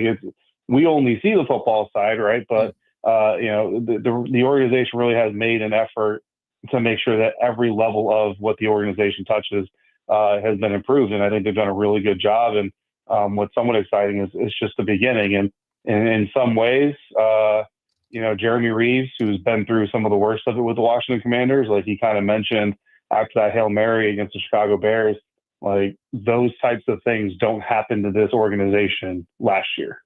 And it's almost like a karma thing, right? Like you kind of alluded to it, like the NFL gods are just smiling on the franchise because they finally eradicated the darkness that was invading them for so long or infesting them for so long. So it's really cool to be around. I actually kind of feel bad because I'm fairly new, relatively speaking, on the beat. Like my first year on the beat was the year that really everything came to a head with the previous ownership, and it was kind of set in the motion that he would be gone. Then my second year is Josh Harris's first year. Now this is my third year, and here we are, going to the NFC Championship game to cover these guys. So I feel a little bit spoiled, because I haven't had to deal with all of the lows that some of these guys have had to cover. But I'm not going to apologize for it either. I'm going to enjoy it just as much. Host of Locked On Commanders, David Harrison, joining us here on the Fan Upstate, 97.7 FM in Greenville, 97.1 FM in Spartanburg. Going to be a tough task for this defense, obviously, to slow down a guy like Saquon Barkley, who's just having a tremendous season. The question is, who kind of has to step up and play their best possible game to hold him down? And in your mind, where do they kind of need to hold him to yardage wise to feel like you have a pretty good chance of winning this football game? Yeah, I think if I have to isolate one player that I would say I think really needs to bring his A game the entirety of the game, it's going to be, probably the longest tenured defensive player on this Commanders defense is Jonathan Allen, and he came back from that torn pec muscle, and everybody thought his year was just done, and he was able to come back. And obviously, as the weeks have gone by that he's been back, he's getting more and more into the groove of it. But, the way that Saquon can take advantage of angles, find creases, find cutback lanes, you just kind of look at the middle of that defense. And certainly Jonathan is not by himself. Deron Payne, Johnny Newton, Sheldon Day, all those other D tackles certainly have a role there.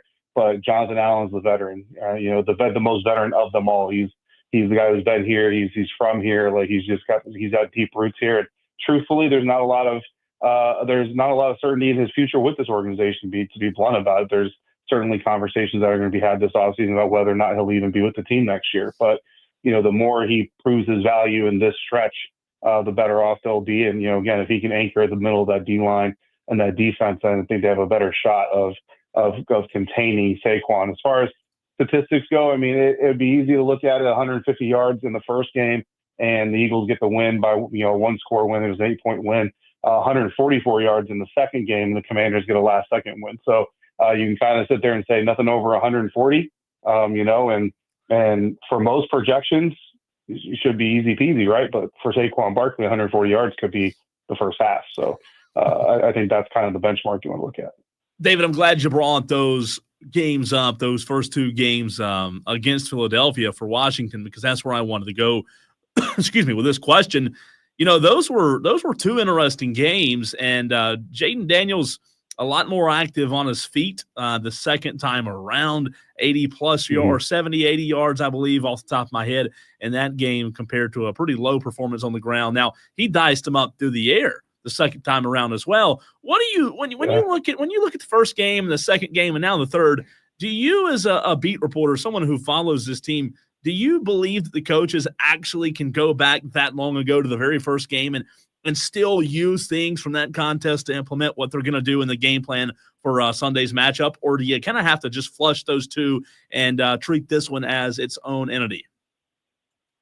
I think you could take a little bit out of it, but I think the way this coaching staff is taking the approach is they're less focused on what happened in those first two games, more focused on what the Eagles have been during the playoffs specifically, but maybe even the last, 3 games going back into it. Dan Quinn and pretty much everybody around here has really made an emphasis of saying, like, it doesn't matter that you played this team twice already this season, because this is a different part of the season. And they look at themselves and look at how much better they are since the last time they played the Eagles.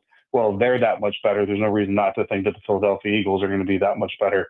So, they really look at it as almost a new competition. Now, that being said, certainly I think there's some trends you could try to take out of it. Like, it's interesting because when we talk to most coaches and say, well, this player might be active, this player might not be active, how does that change things? And typically lean on and say, look, we don't really scout each individual player. We scout how the system runs as a whole, because there's not a lot of players in the NFL that you take him out alone and the entire scheme changes. The scheme is still relatively going to be the same. But with Vic Fangio, the Eagles defensive coordinator, and the way he approached defending Jaden Daniels and the Washington Commanders, the first time they didn't blitz hardly at all. And it's actually one of the least blitzing games that Vic Fangio has called this season. And granted, he's not known as a heavy blitzer anyway, but then you go to that second game against Washington Commanders for Vic and his defense, and it's the highest or second highest blitz rate he's had all season long. So it's kind of like a Goldilocks situation where you have the low blitzing, you have the high blitzing, and now we expect this weekend, probably looking in the middle, maybe a 20 to 22% blitz rate, because that second game you mentioned where Jaden picked him apart in the passing game, he did it against the heavy blitz. The Detroit Lions found out last week why it's a really bad idea to just blitz the crap out of Jaden Daniels, and secretly, or not secretly, but privately, because we didn't have a really a big reason to discuss it openly. Obviously, a lot of people here on this beat were kind of looking at it and say, hey, look, there's a future path where the Commanders and the Vikings meet up. Brian Flores loves to sell out, against opposing quarterbacks. The Vikings defense is kind of ripe for the picking for a quarterback like Jaden Daniels. So I don't know that Vic Fangio will go heavy blitz like he did in the second appearance, but I don't think he'll go as light as he did in the first one either. So there's a little bit of those trends that you could probably pull from. But by and large, these guys are looking at this Eagles team with fresh eyes and just looking at what's happened here in the last 2 or 3 weeks. David Harrison, Locked On Commanders. Find him on Twitter at DHarrison82. If Sunday's game doesn't go your way, can you give me a sense of where the fan base is going to land on this season ultimately? Are they going to feel sort of grateful and excited for the future, knowing that you got this far with a rookie quarterback and a new head coach? Or are they going to be disappointed knowing that this was a fantastic opportunity? Where do you think they're going to kind of lie? Yeah, there's going to be a sense of disappointment, I think, the closer you get to the Super Bowl, right? As the football watching world gets ready to watch the Eagles take on whoever in the Super Bowl, there's going to be, the sadness of, oh man, like my team could have been there, and and what if this call, or what if this drop, or what if this play went differently? But I think in the immediate aftermath, you're going to see a fan base that's incredibly proud of the team that they're supporting, and this season has gone so much better than I think anybody really could have expected. Even in the preseason, I remember having some fans commenting on my show and social media posts like that saying, no, everybody's sleeping on them. I'm predicting 12, 13 wins. And even those boldest of bold fans that are, voting or giving their takes completely with their heart would have to admit, like they didn't predict this. Even the ones who said this team's in the Super Bowl this year, they said it, but they didn't really, feel it, type of thing. So there's a lot of pride going on with this organization now. Fans that have been, waiting for a reason to break out all their old gear and even buy some new gear are certainly excited. There's a story out there. I don't know if it's 100% true. I don't have a way of confirming it personally, but there's some, estimation out there that some 15,000 tickets have been bought in the region that you would assume most of those tickets are being bought by Commanders fans. If that's true, and there's a heavy burgundy presence at the Link on Sunday afternoon, Sunday evening, even if that team loses, I expect that they're going to walk off that field to a loud cheer from Commanders fans that are going to show their support for the season. But, I was talking to Frankie Louvu and I actually asked him kind of a similar question, like, obviously everybody in the building is hoping it's not, but if it is, it's, how do you look back on this? And he says, I don't got to worry about that because we're not looking back yet. So that's the attitude those guys have, and that's a good one to have. But these fans are going to love this team regardless of how it ends. Well, David, bold predictions are fun to make and all, but most fans don't have to back up their bold predictions. We have on your counterpart from Locked On Panthers, Julian Council, fairly often. And I remember in year one of Bryce Young, he was saying, man, we're going to go win 10 games in year one of Bryce Young. Certainly didn't work out that way. It's gone very, very differently with the Commanders and your rookie quarterback, Jaden Daniels. Yeah, no, 100%. Him and Bryce are really good friends, actually. And when Bryce was making his comeback, after riding the bench a little bit, Jaden was really happy for him. And I actually got to be the one to tell Jaden about Bryce's new nickname. And he just the biggest smile you've ever seen. He loved that nickname. And I don't know if Jaden's nickname is going to stick. Dan Quinn called Jaden the Terminator this week. I don't know if that's going to stick, but it might, because the dude is about the coolest character you can have on the sideline during the highest pressure moments. David, my last question for you, man, before we let you run. Man, you talk about Dan Quinn.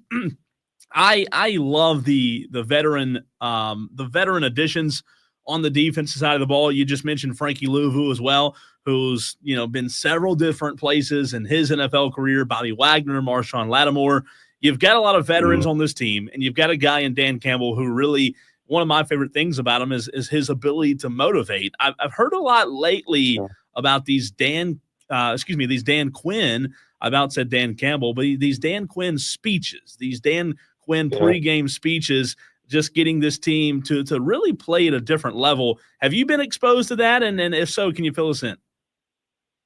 I mean, we've gotten to get a taste of some of the things that DQ says to people. And what's really been fun is this season, every single week, there's like a new thing, and every single person comes to the podium and talks about, like, this week it's been, how they prepare every week like it's championship week. This is nothing new because they prepare like this every week.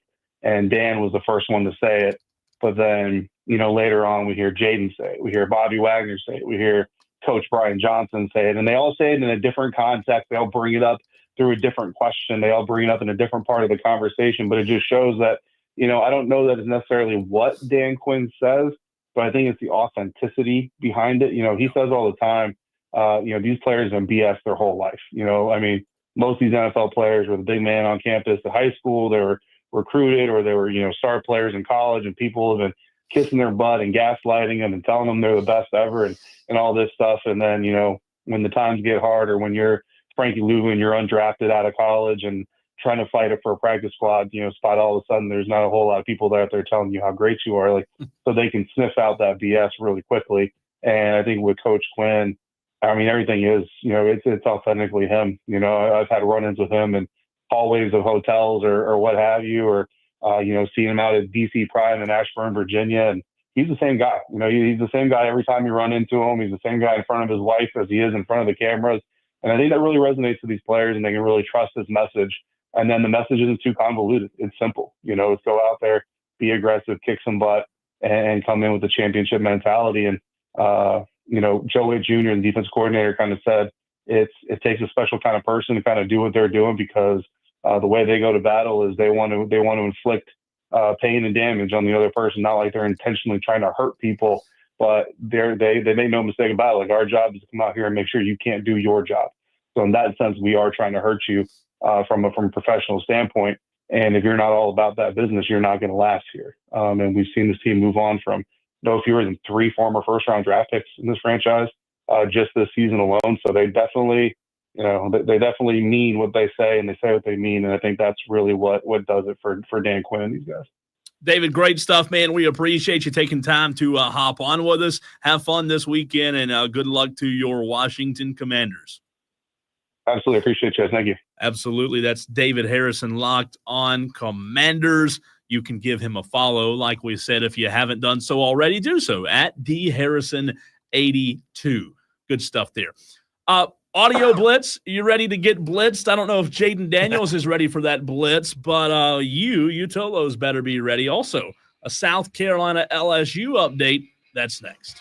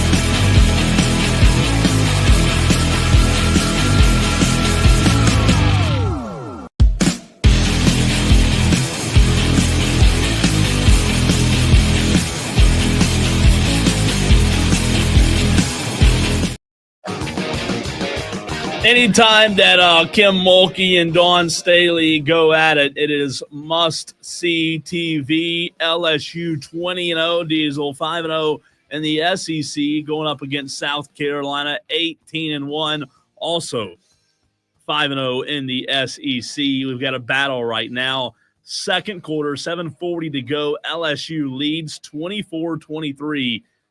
I don't know. LSU's good, but I think South Carolina probably should win this game. I'd say by 10 points or so. But, these kind of games are going to go all the way down to the wire. I don't see either team jumping out to a lead until maybe late in the game.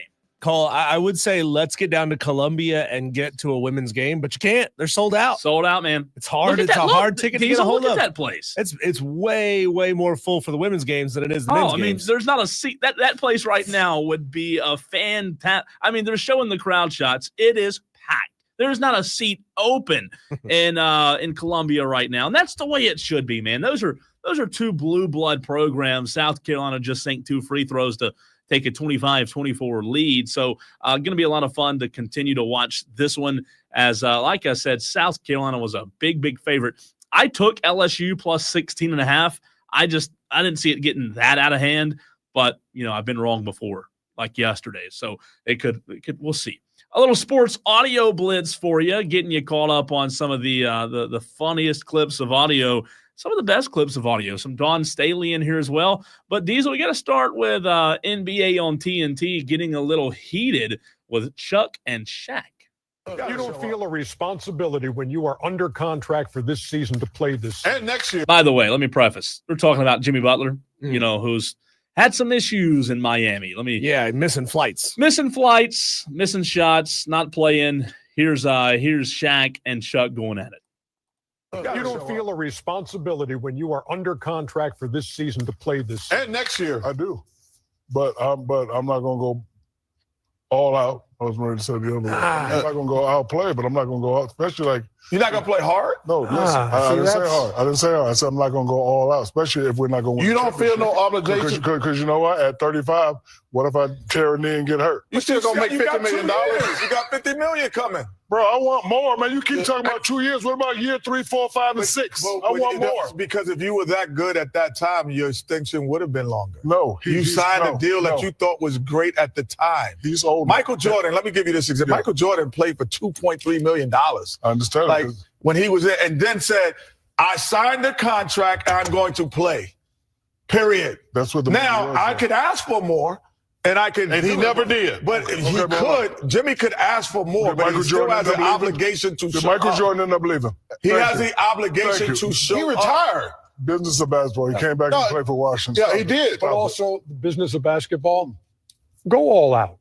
Listen, come on, go all out. You owe that to your teammates. You owe that to the fans. You owe that to the franchise. No. You owe it to yourself. No, you owe it to your teammates more than that's what I said. You can get mad at the Miami Heat organization, but the fans of Miami and those guys in that locker room, they ain't got nothing to do with you wanting a contract extension. Okay, Ernie, to your point, how come people don't play hard in the All-Star? How come I wish we all had an answer to that. But they don't go. There's no consequences for losing an All-Star game. No, they don't go. There's consequences. They're not on the contract. There's one reason they don't go all out in the All-Star game because they don't want to get hurt.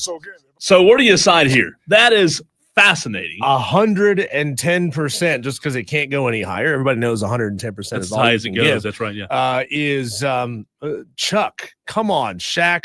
Who are you right now? I'm going to play soft. I'm going to play lackadaisical. I'm not buying it. I'm genuinely not buying it. That sounds like a fake, made-up opinion, just for the sake of creating an argument on the show.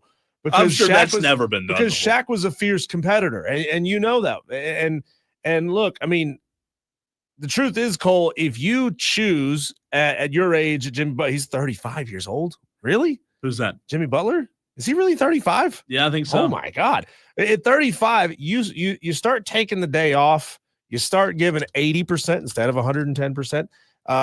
Now the conversation becomes, number one, you're a bad team player. You're not a good sport. That's right. Number two, maybe the conversation turns to maybe he can't do it anymore. I know. Maybe his skills are diminishing because clearly his output is diminishing, so that the next place he goes to doesn't feel obligated to give him that huge contract because he's not showing he's still worth it. You know, production is one thing. Attitude in your locker room is another thing. I could not disagree with Shaq more. We live in a what kind of society? Me. And look, I get the business side of it, but I also agree with Chuck and Kenny. When you're making $50 million, I mean, let's talk about business. This is why people's confidence in the NBA is eroding. You're going to be okay. I don't like it. I don't like it either. I think Jimmy Butler's in a tough situation, but still play for to Kenny's point, and Ernie's point. Play for the fans, play for the teammates that you have, because at the end of the day, that's what you're respected for, not how much money you make. So I love Kenny and Chuck. Don't play for this contract that you don't like. Yeah, play for the next contract that you're hoping to get. Diesel, here is a piece of audio from Commanders DC Joe Witt Jr. on how they will defend Jalen Hurts. I love this. If he's going to run the ball and if the coordinator makes a decision for him to run the ball, we're going to treat him like a running back, and we're going to hit him that way. So that's their decision if they want to get him hit the way that he gets hit. If they don't, they'll keep him in the pocket. So, but that's what we're going to do. Joe Witt Jr., baby. He's calling his shot. He's saying if we're going to get a penalty for hitting the quarterback, by God, we're going to hit him hard. We're getting a penalty. We're going to get our legs worth. That's the mentality, though, that Washington has with Dan Quinn and Joe Witt Jr., who both were on staff with my Cowboys a year ago. But two really good coaches, and I love it. Man, if Jalen Hurts is going to run, we're coming for him. I love that mentality. This game, man, I'm telling you, I have been so excited. I don't know if I've been this excited for an NFL game in a long time, but I'm excited about this one. Dawn Staley, a couple of days ago, also got a little bit of a pay bump as well. We talked about Shane Beamer. Here was a question as to why she had to have a guarantee in her contract. That clause in there that says you can leave without paying South Carolina anything. Why was it important for you to have that clause as part of this new contract? I don't know. I might up and leave. No, I mean, it's you got to have something. It's a give and take, like if it was important for me to have a guaranteed contract. It's important, but in having a guaranteed contract, you got to give them something. I will never leave here to go take another college job. It's nothing. Like, I have the best of the best here, and I really don't have I don't have a passion for the next level. I don't. I would have been gone, seriously. So to have it in there, it was just something fancy to have you ask me that question. You gotta love Dawn, man. She's the best. But she says she's not leaving. Yeah, I'm gonna put it in there to have you ask questions about it, but I'm not going anywhere. Not going anywhere. You know what? I normally don't believe coaches, but I believe Dawn. Think about this. I mean, sure, Dawn Staley would get a gigantic resource bump if she took a job in the WNBA. Let's just say she went to go coach the Indiana Fever. She wanted to coach Caitlin Clark. She would get a resource bump over what they had, but she would not be able to build a championship winning team as effectively and with total control as she has at South Carolina. That makes things harder. She's got everything she needs. She's going head to head with the other absolute best in the game on a night in, night out basis. No, she's got it made. She's right. She got it made. Why would you leave? It doesn't get any better than what she's got right now. Look at there's Kim Mulkey's dress attire, by the way. What is she wearing? There's sequins on that. What in the world is she There wearing? are sequins all over that. So she's wearing she kind of looks like Miss Frizzle from the Magic School Bus with this. She's wearing a black jacket, like a black blazer that has sequined astrological moons and stars and planets all over it. It's only her. Like, what? Let me ask you this question. What do you walk out of the house with that on and look in the mirror and think, oh, this looks good? She looks horrendous. It's called peacocking, Cole. She's peacocking. She's trying to get everybody to pay attention to her. I mean, come on. You know what that's about. We got somebody else who operates out of this very studio who does the same thing. Like Cam Newton style? Yeah. I get it. We got a guy that wears like red sequin jackets and cowboy hats on the air. I get it. It got to get eyeballs, baby. man. Get Mulkey. We're in an attention business. Oh, boy. Speaking of attention, the SEC's been getting a lot of attention, Diesel. Nick Saban on the Pivot podcast on the SEC one day rising again. Grew up saying, all you guys play in the SEC, right? Yeah. I want to play in the SEC. Yeah, definitely. I heard that 20 years in recruiting. I want to play in the SEC. Ain't nobody saying I want to play in the SEC now. They're saying how much you paying me. Yeah. So you lose all that. There's some kids that grew up wanting to play at LSU. There's some kids that grew up wanting to play at Florida or Alabama or whatever. It's not how much you going to pay me. All right, so you lose all that sort of legacy and tradition that has made college football what it is. Is he not like more nail on the head? Nail on the freaking head. But Cole, I thought it just means more. Well, dollars. It means more dollars in your bank account. Yeah, you didn't finish the sentence. Right. More dollars in your bank account. But we've had SEC fans, the homers, the fanboys, beating it over our heads for decades now. It just means more. Okay, it did. We care about football more down here. It's different down here.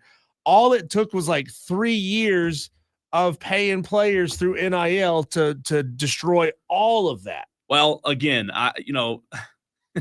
not to try to get off on a tangent here. The SEC, it's very simple in my mind.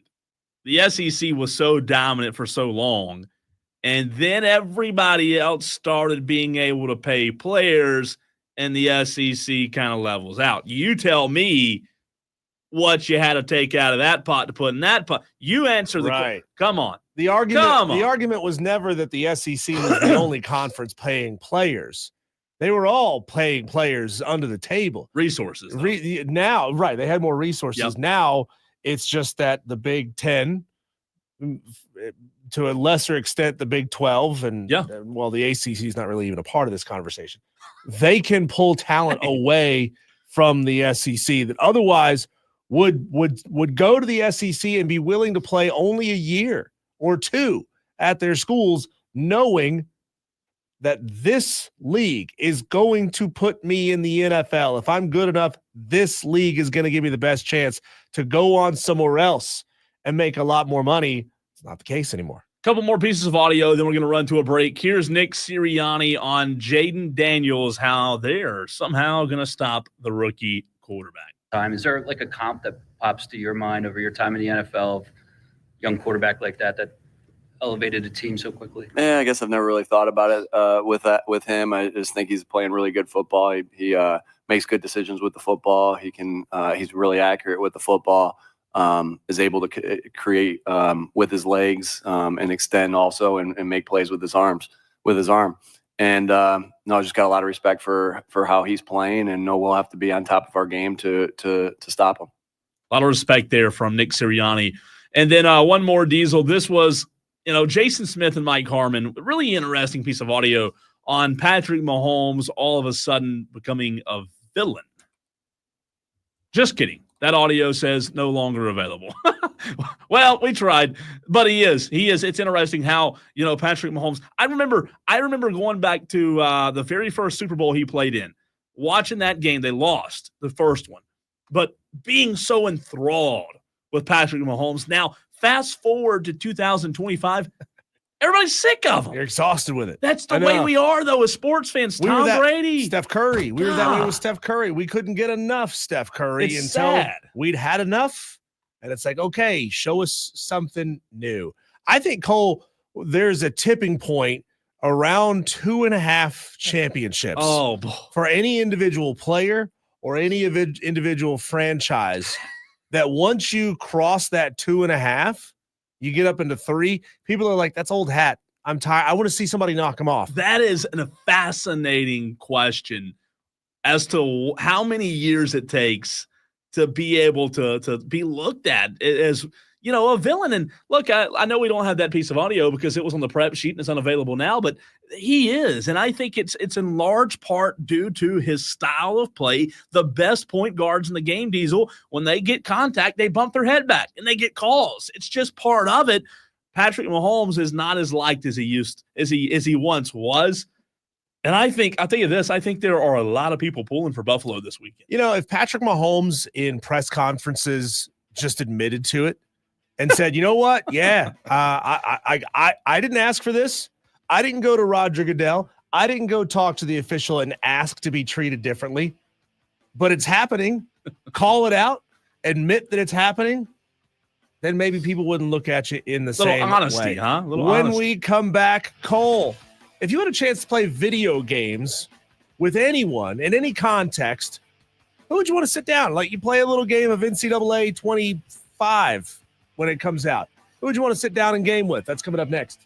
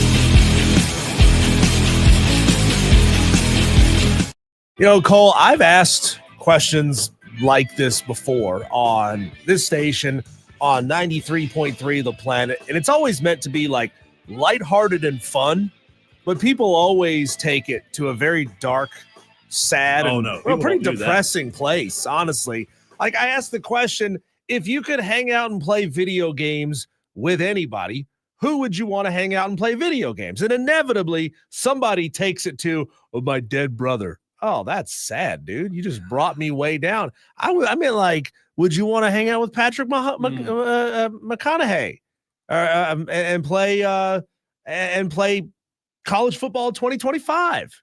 Patrick Mahomes. Why did I say Patrick McConaughey? Good God. It could be Matthew's brother. Yeah, Matthew. Would you want to hang out and play video games with Donald Trump? Could you imagine playing video games with he would not let you in. He would just shut off the PlayStation. You lose because I win. That's all I do. I don't lose. I don't lose. Plus, you'd have to wash the orange off the remote control after you were done playing. Cole, who would you want to sit down and play a round of NCAA football 25 with, if you could? If I could. So I don't play video games, so it'd be I don't want to say a return to video games because I've never really played video games a ton.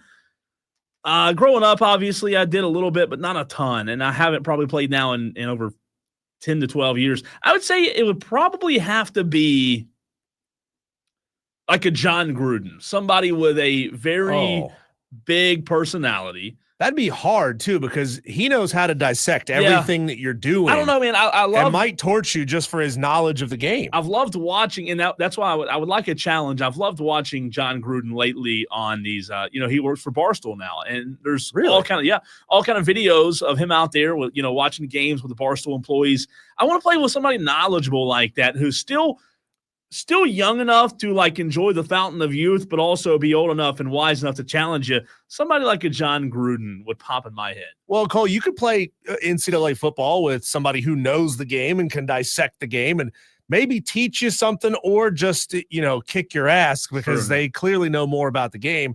Or you could choose the route that this establishment is going, where you can now play video games with a Las Vegas stripper. Wow. Yeah, the Crazy Horse 3. Why are they not doing this at Crazy Horse 1 and 2? Mm-hmm. Not sure. But this Las Vegas House of Lust is allowing you to play video games with a lady of your choice. Here's the problem, Cole.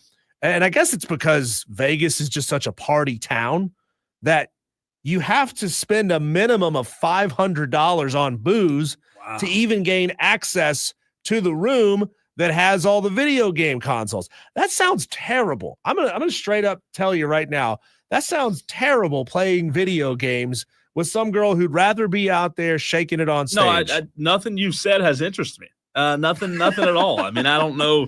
I don't know where they thought that would be a good idea, but I guess people will do anything if they can make $1 off of it. But when you asked me the question, that was the farthest thing from your mind. That was the farthest thing that I was thinking of. If I was going to play video games with somebody who's not, I want to go back and play like an old school video game. Like, give me some Mario Kart. Oh, yeah. Sounds fun, man. Like, I'd rather play a game like that and just have fun rather than singing karaoke, playing high end video games with some girl named Miffy. Yeah, Miffy. And they'd be terrible at it. Yeah. I would want to play somebody. That's why I said John Gruden. I want to play against somebody who's really good, challenges you, makes you better. You play somebody who's never played video games, like myself, they're probably going to suck. It's no fun. It's also no fun playing with somebody who's way, way, way better than you. Well, that's true. It has to be a level competition because I remember when I was younger and played video games. If you ever played somebody like a family member or something, a friend that wasn't a sports guy, and you just beat them 98-3. It was no fun. You just absolutely whoop up on them. It's fun the first time. Yeah. Outside of that, after that, it's like, loses okay. Everything. But I say John Gruden, man. I don't know. I want to be challenged. Speaking of challenge, Diesel, are you ready for a little bit of a challenge? Let's put ourselves to the test in the very next segment. Texter says, I want to play Wii Sports with Sky Bree. Texter, you're bad. You're terrible. You're funny, but you're bad. Speaking of a challenge, let's do a little predicting. Let's get our prediction hat. Did you bring your prediction hat with you to work today? Is it in your bag over there? I hope it is. I got this one right here. Does that count? That'll work. Well done. Predictions: AFC Championship, NFC Championship, and then we'll take it one step further: Super Bowl. Hey, and let's even go back to college basketball. Let's predict the best conference in college basketball, the SEC, as well as the ACC. A little prediction time. That's next.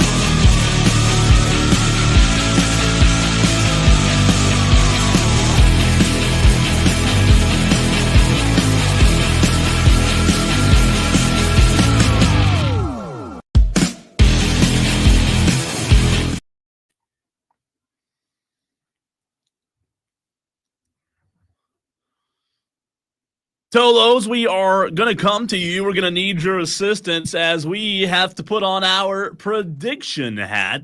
Welcome into hour number 4 of the program. He's Diesel. I'm Cole Bryson. 122 watching right now on Twitter, Facebook, and YouTube. You can watch the show live there if you had not heard, if you did not know. Again, Twitter, Facebook, and YouTube. Let us know, Tolos, how we're doing on these predictions as we go through them. Also, want to hear from you. Interactive, excuse me, I can't talk. An interactive show is what we're looking for here because we want to hear from you on these AFC and NFC championships, Diesel, starting tomorrow. We'll also get into a little basketball as well. But 2 big games this weekend. We've talked about them. We had David Harrison from Locked On Commanders on the show earlier, a fantastic interview. If you missed that interview, by the way, you can go back and catch it on the free Odyssey app. Let's start with the Commanders-Eagles game that we talked about in the 5 o'clock hour with David Harrison.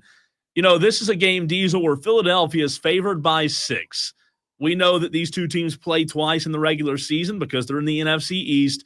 Philadelphia won the first time, Washington won the second, and now they meet again for a third time. Tolos as well, want to hear from you, 844-326-3663. The question is very simple. Commanders or Eagles? First, let's just talk about winning the game, then we'll get into the actual spread.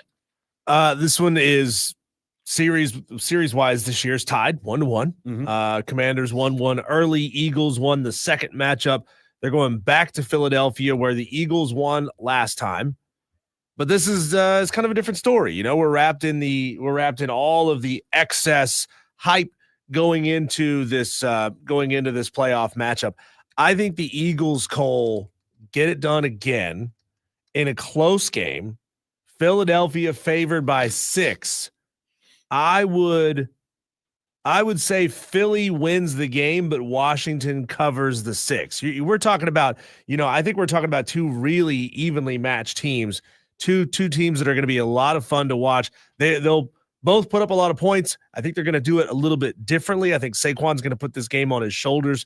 For the Eagles, Jaden Daniels is going to have to do it through the air with his arm.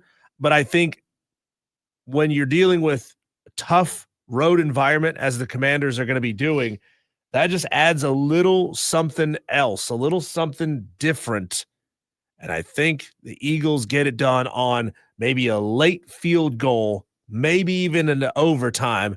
I'm going to say this game ends up somewhere around 31-28. I was in the same line of thinking when it comes to Washington covering the spread. Look, I could see Diesel this game going either way. However, to me, it comes down, and this philosophy, this theory is not always the most accurate philosophy to go by, but to me, I'm looking at this as who do I trust more? Like, it's unfair to ask that question because Jaden Daniels is kind of unproven in an NFC championship game. However, if Jaden Daniels heard me say that, he'd say, hey, I was unproven in the divisional round as well, and I won that game. I was unproven in the wild card. I won that game. But they also needed, how many turnovers? 4. From the Lions? 4, I believe. To get that done, right? That's true. Look, I've gone back and forth. I am going Eagles to win the game. I do think the Eagles win by, God, it's weird how Vegas just seems like they're always so close to it, right? They're all, not always, but most of the time, it's just like that. That's whatever Vegas has set at the spread. They're pretty dead on. I think they win by a touchdown. I think Philadelphia wins by a touchdown. Tolos, what do you think on this game? 844-326-3663. DB on the YouTube stream. Good to see DB in there holding through and toloing, which means turn on, leave on. DB says, my prediction, Kansas City. Okay, we'll get to that in a second. Philadelphia. Blowout City, he's calling. Did he just say 34-17? Is that right? Am I reading that? 34-17. So DB does not think this game's going to be close. 17-point win. DB, I'd love for you to. I'd love to know why. I'm not saying you're wrong. I'd love to know why you think Philadelphia will win in such dramatic fashion. Either on the stream or you can call. Either one. Phone lines are open as well. 844-FAN-PHONE. That's a big margin. 34-17 is what DB predicts for Philly. I'd be surprised if it were that big of a margin, wouldn't you? I don't think it's going to be that big of a margin. I mean, I would be shocked, and the weather's going to be cold. Last I looked, and I'd have to look to see if there's been any update on this. It's going to be kind of rainy, possibly snowy. These conditions are going to get a little bit tough. Maybe that means, Cole, that Jalen Hurts is not going to be able to throw the ball. It's going to keep it a little bit more low scoring, possibly. Why? What's your name? It's tough to say. It's tough to say how that's going to go. I mean, it was a low scoring game against the Packers. They didn't score a ton. They scored 22 in that one. They scored 28 against the Rams, 4 touchdowns in that game. I like this one staying closer just because these conditions are expected to be bad. It's interesting. I'll tell you what, I think I'm looking forward to this one more than I have an NFC championship in a very long time. Phone lines are open for you, Tolos, 844-326-3663. By the way, did you see this, that the Eagles were selling authenticated snow from the divisional round win? No, but I love it. They collected it. You put it in a jar and you sell snow. Great, come on. Philly fans are a different breed. Listen, whatever you can make money off of, right? Could you imagine a keepsake that you have to keep in the freezer at all times forever? Otherwise, it's just going to turn into a jar of water. What'd you do with that snow you bought, honey? I left it on the counter. Drank it. You did what? That's where that puddle came from. I paid $500 for that glass of water. This is nuts. God. Mason wants to chime in and get his thoughts on the Eagles-Commanders game. What's up, Mason? What'd you say? Talk to him. What do I think about the Eagles and Commanders game? Eagles-Commanders, Mason. What do you think, man? I feel like the Eagles is going to win that game 35-0. Come on now, Eagles winning. Are you an Eagles fan? Are you an Eagles fan by chance? I am. So is. Mason, would you pay $50 for a pint jar of snow from Philadelphia as a keepsake? Definitely, I'll pay $5 million. Oh my gosh. 35. Would you say 35-0? Is that right? Sir? What was the score prediction one more time? 35-0. I tell you what, Mason, if Philadelphia wins this game 35-0, you call back in and you can host an entire segment of this show with us. There you go. Thanks for the call, Mason. That's 35-0. You know our luck. It will be 35-0. Our luck. I mean, that's always, you think it's an off-the-wall score prediction, and bam, it happens. What is a 12-year-old? And I'm guessing here, Mason. I don't know. You could be 40. I don't know. I heard his dad say, "Talk to him." What would a 12-year-old want to talk about for 15 minutes on the show? A whole segment about could Fortnite. Find something. Yeah, Fortnite and fruit roll-ups. Let's go. I'm all in. DB says, I think Washington isn't as good as they made out to be. The Detroit team wasn't as good as we thought either. So Philly's, they're no good team, blowout possible. So DB thinking, I mean, kind of the same. I don't know, man. Could I see a blowout? Was Detroit really a bad football team, or did they just play an uncharacteristically bad game in that scenario? I mean, they were insanely good all season long. And they just fell flat in that game. I mean, when you have 4 turnovers in a game, you're unlikely to be successful. So before we get back to the NFL, I have a little bit of a dilemma here. I want to tell you, Diesel, I want to fill you in on my dilemma, as well as the Tolos out there. I might have made a mistake. I took LSU. LSU was getting 14.5 points today. And I thought, that's a lot of points to be getting as the number 5 team in the country. They're 20-0. So I bought 2 points, and I got them at 16.5. So I took LSU plus 16.5. Well, Carolina just went on like an 8-0 run. They lead by 9 or 10, and it's not looking good. I'm telling you, when they play like they're supposed to with that crowd, they're hard to beat. That home crowd that we talked about earlier in Columbia, that's a lot. So you just need LSU to cover 16? Yeah. Just keep it within 16. Wow, what's the score? What was the score down right 10 now? right now? Down I believe. 10. Yeah. Oh, that's tough. And there's a lot of time left. That's tough. I need Don Staley's gonna put the clamps on Kim Mulkey. Come on, Kim. Get it together. What do you do? You're more worried about your freaking attire than you are winning game. All right. But say that in Dewey's voice. The attire? You're more worried about your freaking You're attire. more worried about your attire than you are winning games. And it's a travesty. Do we do good? It's not bad. Not bad? Not bad. We love Dewey. All right, the other game, the prediction hat goes right back on. Diesel and I both going Eagles over, remember, E-G-L-S-E-S, Eagles over Commanders, says the Philadelphia mayor. The Bills and the Chiefs, 6:30 on Sunday night. The Bills are 2-point underdogs. The game's in KC, so you get 3 for being the home team, which really means Buffalo's favored by 1. I think this is it's close to a pick'em.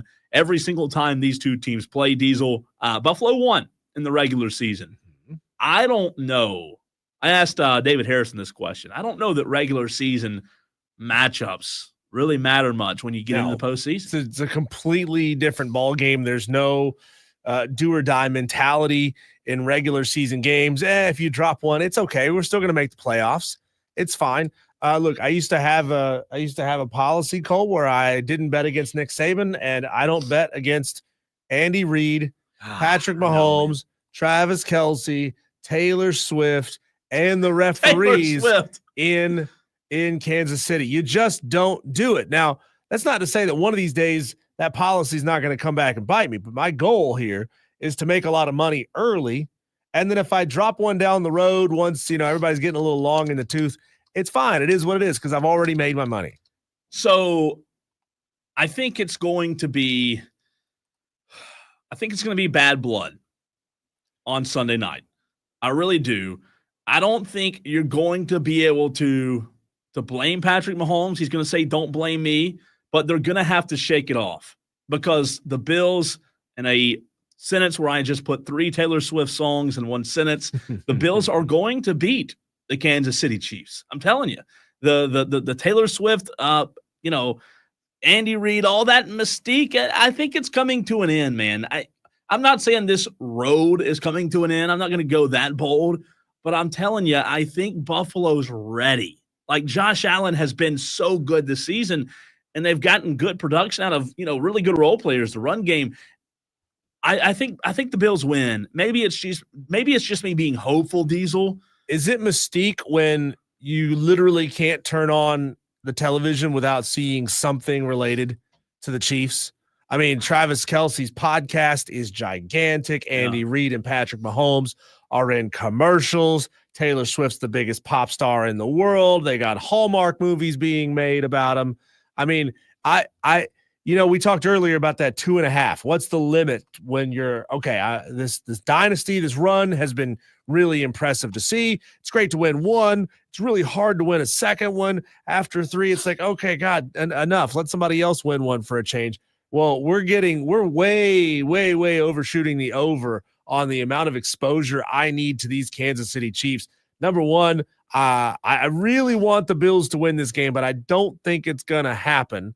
I just don't. You just don't bet against Kansas City at home in the playoffs. But, God, I really don't want to see Lonzo win both the national championship and the Super Bowl in the same year. That'd be torture. Come on. That would be torture.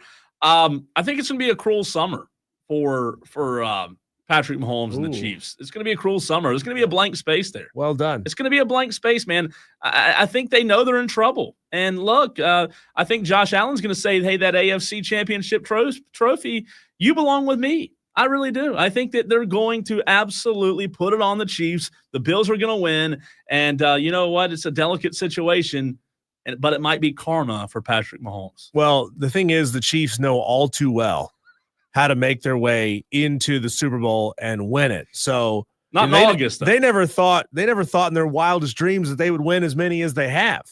And they could go out there and take another one. They're going to be guilty of sin, man. I'm telling you. They're going to be, if they talk this game, they're going to be guilty of sin. They're not going to see daylight. It's going to be the wildest dreams for the Buffalo Bills. It's no, people are listening right now like, what is happening on this show? We're literally just reading Taylor Swift songs and trying to make it make sense. Don't you feel like this franchise is a little bit enchanted, Cole? Don't you think, There's bad blood, man. I knew you were in trouble. I really did. And don't blame me, says Josh Allen, when I take that trophy. Oh, God, that's terrible. We got to stop. We're going to get banned. Madcraft says Buffalo will be coming up short again. Oh. Is that a Taylor Swift song or no? I don't think so. Okay. I think he's just saying being Buffalo's going to lose. I don't know, Matt. I have a different feeling when it comes to this one. I just do. He says, what if they won but lost the Super Bowl to Washington? That would be bad, wouldn't it? You beat the Chiefs. Talk about snatching the chain on somebody. If Jaden Daniels snatched the crown off of Patrick Mahomes' head, wow, man, are you serious? You know what? I hadn't thought about that, Madcraft. That would be bad. If the Bills beat the Chiefs, they get over the hump, right? They're there, and then the Commanders beat the Bills. That'd be bad. You let a rookie quarterback beat you? I don't know. So I have Philadelphia, Buffalo, Super Bowl. You have Philadelphia. I have Philadelphia, Kansas City. Okay. Yeah. And in that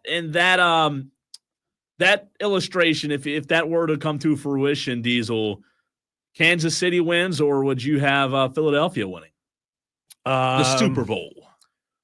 I think I'd still go KC with Patrick Mahomes. Three-peat? Yeah, I Three-peat? don't. Are you It kidding me? sounds filthy. Those words coming out of my mouth sound dirty, and I don't like I'm surprised. Texter says referee's going to be like, "Look what you made me do." This could be a whole segment of making Taylor Swift song titles into Josh Allen memes. G chimes in on the text line. NFL road to the Super Bowl. Eagles over the Commanders. Bills over the Chiefs. And then the Bills over the Eagles. You know what, G? I think I agree with you. I think your exact text is my pick as well, my prediction. I think the Eagles beat the Commanders, which I said. I think the Bills beat the Chiefs. And then in the Super Bowl in 2 weeks, Diesel, I think the Eagles lose again in the Super Bowl. Do you think if the Chiefs don't make it to the Super Bowl that Patrick Mahomes and the Lombardi Trophy are ever getting back together? Yeah, I think so.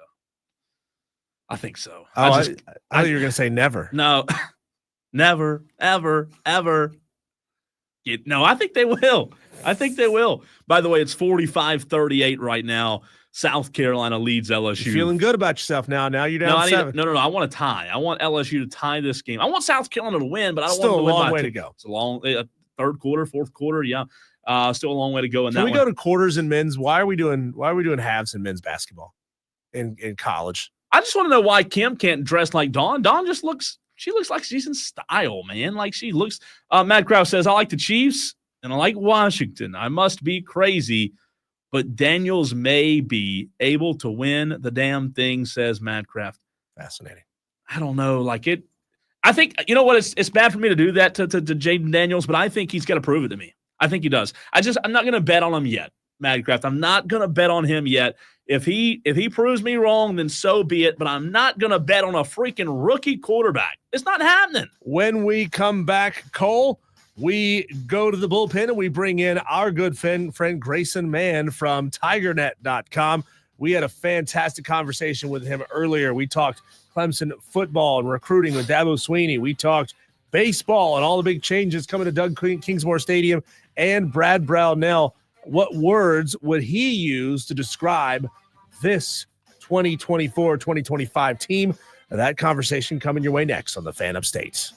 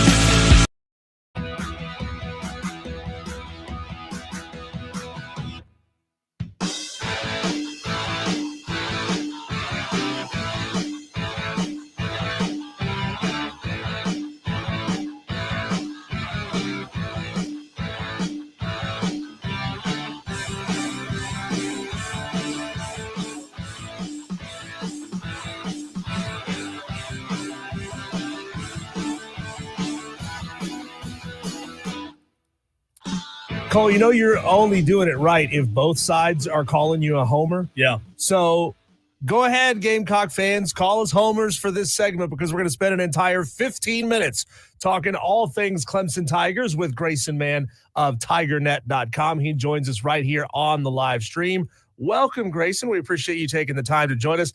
Let's pick this up where we spent the very last segment of the show. South Carolina is getting it done, crushing it with in-state high school recruiting when it comes to football. Cam Pringle, Josiah Thompson, Mazio Bennett, Lenora Sellers, all those guys. Do you think Dabo Swinney is failing a little bit, missing out on a handful of really talented recruits out of the state of South Carolina? And should he be peeking over the fence and seeing what Shane Beamer is doing down there, saying, you know what, I'm letting too many homegrown guys get out of the state? I'll swing for the fences early. I love it. But I think each situation is different, and it's so fascinating to see how two different programs are operating right now within a couple hours of each other. I think for Swinney and Coach Beamer, it's going to be about the right fit for them, and Clemson's always had a unique recruiting philosophy, and we're about to release another insider on TigerNet just about the national work that they've done for the last couple weeks. And for Matt Luke, it's been chasing tackles in Ohio and having a couple of them announce that Clemson's in the top lists of their running. So it's just a matter of where they see fit. Clemson's done a lot of work on a kid named Kentavion Anderson out of Dorman, who is one of the best safeties in the state and certainly is growing as a national product. That'll be a race between the Gamecocks and the Tigers there. But yeah, I don't know. Failure it's different, I guess, depending on who you ask, but maybe Clemson does need to approach that in-state maybe a little bit more. But I think where they are right now, they're in an interesting space given the portal usage, given how 2025 shook out. I think a lot of fans are probably concerned, and it's probably fair given the amount of decommitments. But I think 2026 is going to tell us a lot about the state of this recruitment between these two programs moving forward. Grayson, speaking of telling us a lot on the hardwood in the last 4 games, including an overtime win for Clemson, Brad Brownell and his team, they've told us a lot just about who they are. Obviously, a trip to Blacksburg tomorrow against Virginia Tech. How do you look at Clemson basketball being, this sounds weird to say, but right there at the top of the ACC, and here we are in almost February? Yeah, isn't that fascinating what Brad Brownell's been able to do? This is their second 8-1 start in the ACC in the last 3 years. They've really done a phenomenal job, and I think this year, once again, it's the utilization of their homegrown talent and the portal, where you have Jaden Zachary and Chase Hunter, just to be an example of two different players on two separate journeys coming together at the right time. Chase Hunter's having a career year. He's the ACC's leader in three-point percentage. It looked to me in October that it was going to be Hunter being the one that, hey, this team's going to go as far as he's willing to take them. And in March, in their Elite Eight run, he was their best player on the floor, with PJ Hall dealing with some foul trouble and then Gerard not having the best shooting tournament. And Hunter, that was more of a preview for what this year was going to look like. But I think for this group, the guard play in particular, where you look at guys like Dylan Hunter coming off the bench and providing some solid minutes, Del Jones being a real twitchy athlete in that reserve spot. It's a really unique team that relies on a couple of figures and names that you maybe don't really recognize, but they're really starting to pay off, like guys like Chauncey Wiggins as well. Clemson's undefeated when he makes double figures. That Pittsburgh win, Cole, there's been a lot of times in the last few weeks where, at least in my history with Clemson basketball, you wait for that landmine game. Louisville comes to mind a couple years ago, where that was the straw that broke the camel's back in their tournament run. And you haven't really had that quite yet. Tomorrow could be that mark where Virginia Tech's a historical house of horrors for them on the road.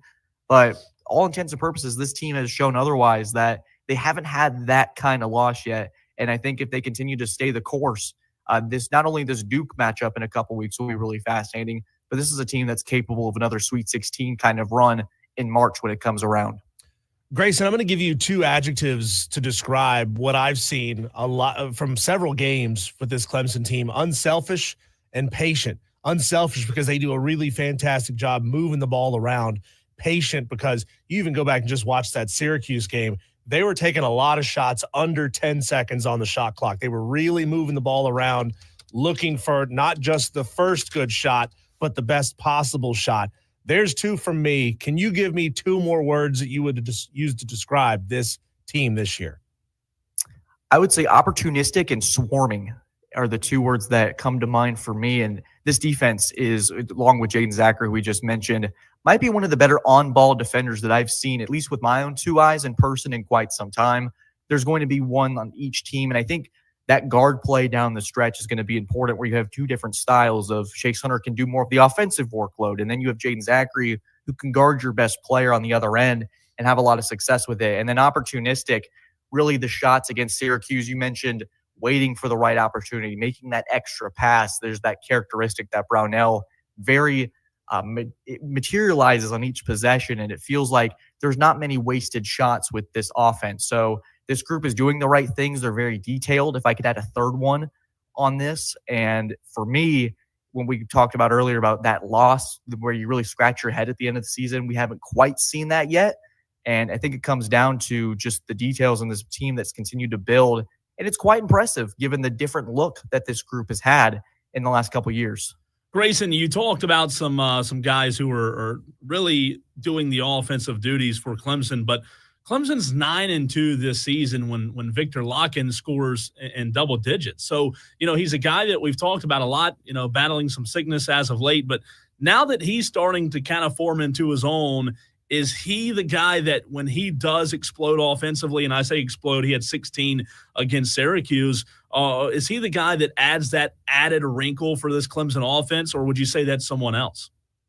I think Locken's one of those players for sure, Cole, and what's really unique about him as well is that you can go 5 out with shooters on this Clemson offense, where Locken on occasion can give you a couple of 3-pointers in any given situation, and Shefflin and the rest of that starting 5 is capable of that. So it really stretches you out as a defense when you have to keep in mind that this 6'11" Russian is capable of pulling from deep, and it really changes the dynamic of how you guard these teams. Yeah. And I don't think Clemson at times necessarily had that last year, and you have that added element. And obviously Girard was a big part of that offense. PJ Hall was continuing to get better as a 3-point shooter, but this team is a little bit more efficient in my eyes when it comes to that shot creation and being able to do a little bit of different things. And I think it's important to also keep in mind that Ian Shefflin's been dealing with a back injury for the last couple of weeks. So they're not doing this at full strength. And I think this week off after Virginia Tech is going to be a really crucial stretch to where they might be the winners of 5 straight and have a couple more games where on paper they're looking to be the better team. And then you welcome Cooper, Flagg, and Duke into the mix. And that could very well decide first place in the ACC. But Clemson's in a prime spot for a double bye right now, and that's exactly what you want if you're Brad Brownell. How free is Brad Brownell on letting Victor Locken shoot that 3? Because he has a good-looking shot. He had a handful of them against Syracuse. Is it I let you attempt 1 or 2, and if you're just not anywhere close tonight, stay inside the paint, play post, play down low? Or is he kind of giving Victor free reign to just take that shot? I think trust has always been a big thing with Brownell, and just the idea of, especially when it comes to the bench play, of just earning the minutes that you're given. And I think for Locken, obviously his threat's going to be felt inside. He's a really great post player and does a really great job on the defensive end as well. I think he's one of the ACC's leaders in blocks, if I'm not mistaken. And this is cold. And for Brownell, it says, hey, if you can do it, go for it. And Locken has certainly earned that trust. I think we've talked about in this segment about making the right shots, and sometimes there will be 6 or 7 seconds left, and Locken will creep back out to the top of the key, and he's able to rein in a couple threes from that spot. So it's just that added, I think, attention to detail where making that extra pass just happens to have Locken and your center at the top of the key. We don't see that often. It reminds me of sort of Porzingis in a sense on the Celtics, where you have this monster of a stature shooting from the logo. So it's a very strong advantage that this team has. And when it comes to your bigs and you can stretch them out, a lot of good things happen for your team, and we're seeing that with this Clemson group. What do you think, Grayson, as we're joined by Grayson Mann of TigerNet.com, what do you think the ceiling is now that we've kind of gotten a good gauge, right? We know what Clemson basketball did a season ago, and, we've had the conversation many times, and so have other, Clemson fans about Brad Brownell. And even after the Elite Eight run, it's like, okay, well, now he's got to do it again. Well, what do you think the ceiling is now that you've got a good feel for this year's team and an ACC that feels winnable? I've never said that before, but still, it feels like Clemson has a shot to really replicate the 2023-2024 season. Just starting with the ACC, I think the 3 teams right now that I'd pick to win the conference, I think Duke has to be the overwhelming favorite just because of the talent that they possess. But I wouldn't count out a team like Louisville and Pat Kelsey, who's done an excellent job in his first year there. And then Clemson could very well sneak in there. The ACC tournament hasn't been particularly friendly to Clemson, but I think for this group, it's tough, Cole, because in the tournament, an Elite Eight run is really tough to replicate. But I think for this group, and I've said it on multiple outlets already, I do think this group has the potential to be better than last year's, but it's a problem when the result technically has to be a Final Four bid to be better than the last one. But I think this is a group very well capable of winning a couple games in the NCAA tournament. It's just if they can replicate this success right now, and basketball is all about being hot at the right time. This group doesn't remind me of, they have to be hot from deep to be able to do this. It's a group that's really efficient in a lot of areas that's made them successful. Grayson, the basketball team's trying to stay hot. The baseball team's just trying to have fun.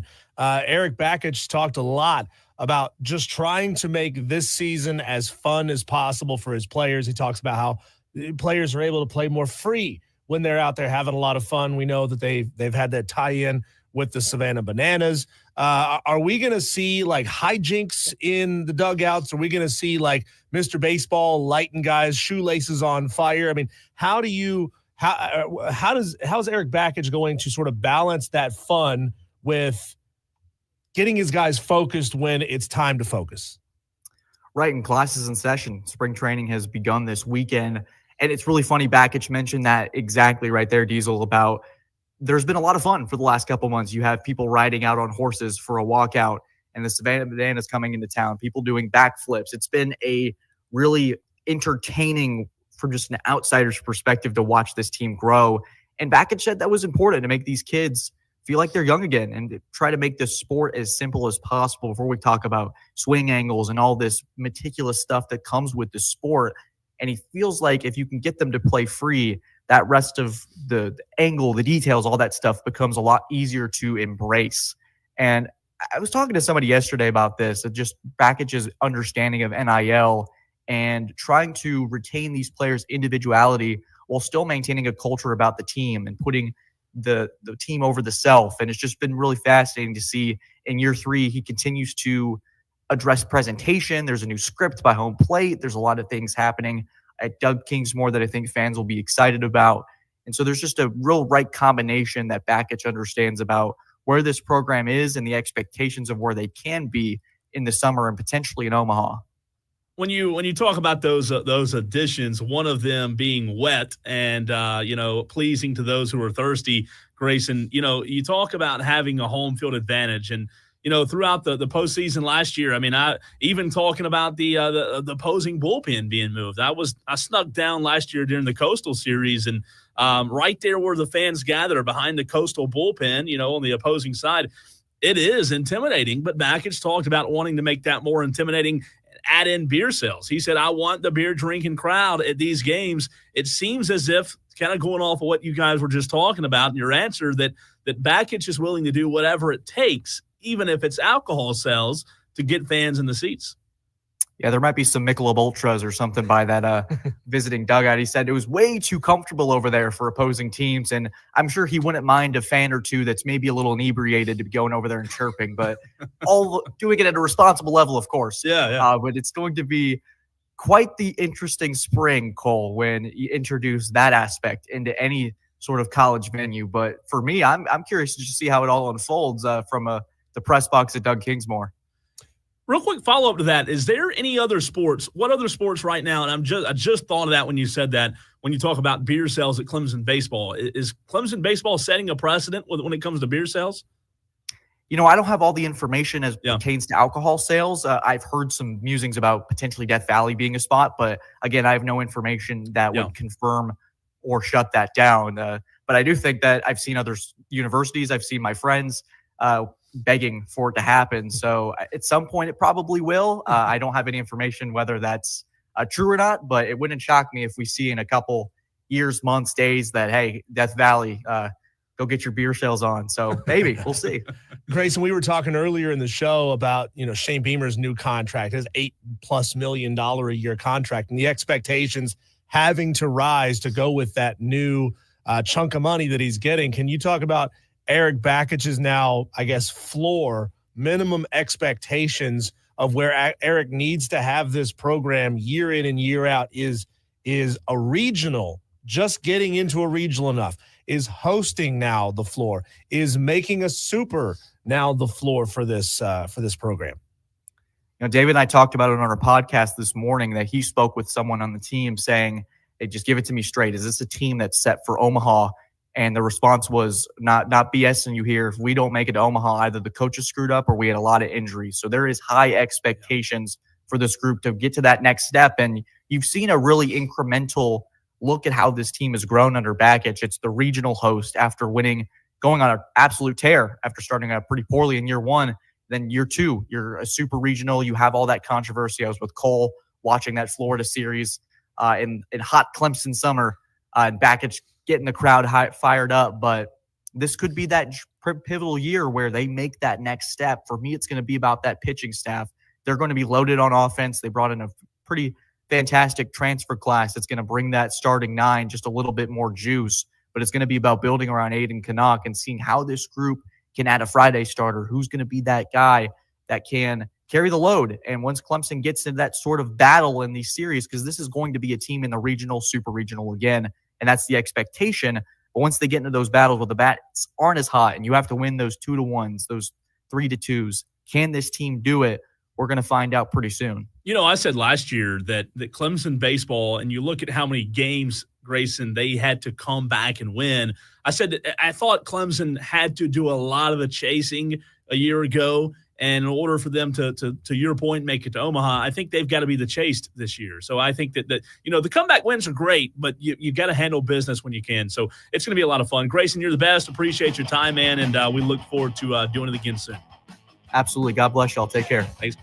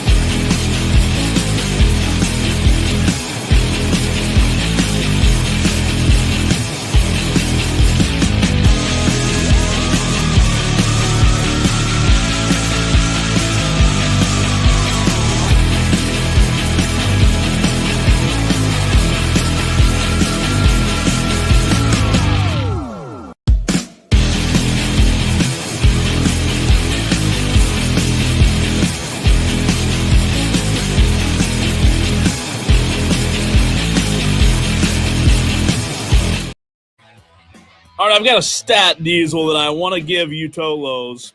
I want to give it to you as well. But also a South Carolina LSU update. We are now in the fourth quarter of play. I'm sweating bullets because I need LSU to keep it within 16 points. It's not looking great. It is 58-47. South Carolina, Dawn Staley, the Lady Gamecocks lead LSU. They just made another free throw. It is now 59-47, Diesel. So a 12-point lead for the Gamecocks. What a win. What a night. They have played really, really well tonight. LSU's good. They're 20-0, 5-0 in the SEC and number 5 in the country. But South Carolina just putting it on them. And again, the Gamecocks were favored by Vegas by 14.5 points. LSU just hit a jumper to cut it to 49. So it's back to a 10-point game with 4:02 to go. So we'll keep you updated on that. Also want to let you know, Clemson fans out there, we do have Eric Bakich, the head baseball coach of the Clemson Tigers, joining us on Monday at 3:30 right here on the Fan Upstate. So stay tuned for that. We'll ask him about beer sales for the first time at Clemson. But Diesel, do you think Eric Bakich is an American lager type of guy, like a Budweiser kind of guy, or is Eric Bakich more of a hazy, bougie, as you would call it, a bougie beer type of guy? I don't see him as a bougie blue guy. collar. I'll ask him. I don't see him as a bougie kind of guy, though. I really don't. I think he's, lumberjack, kind of tough. Salt of the earth. Yeah, I think he is. Do you think he's forgiven Anheuser-Busch? I don't know. Because, I don't drink beer, so that one went over my head. No. 9-point game, by the way. 3:51 to go, fourth quarter. All right, are you ready for this? God, I hadn't heard that song in a long time. I feel like I'm in 2002 again. Here's a stat. This, again, a buddy of mine just randomly sent it to me, and I said, you know what? That'll be good to give out during the last segment of the show. The 2001 Miami Hurricanes, Diesel, they were a pretty good football team. I don't know if you know that or not, but the 2001 Miami Hurricanes were compromised of a pretty good defense. They were undefeated, 12-0, 7-0 in the conference, coached by Larry Coker. They had some dudes, right? They had some dudes on that 2001 Miami team, especially defensively.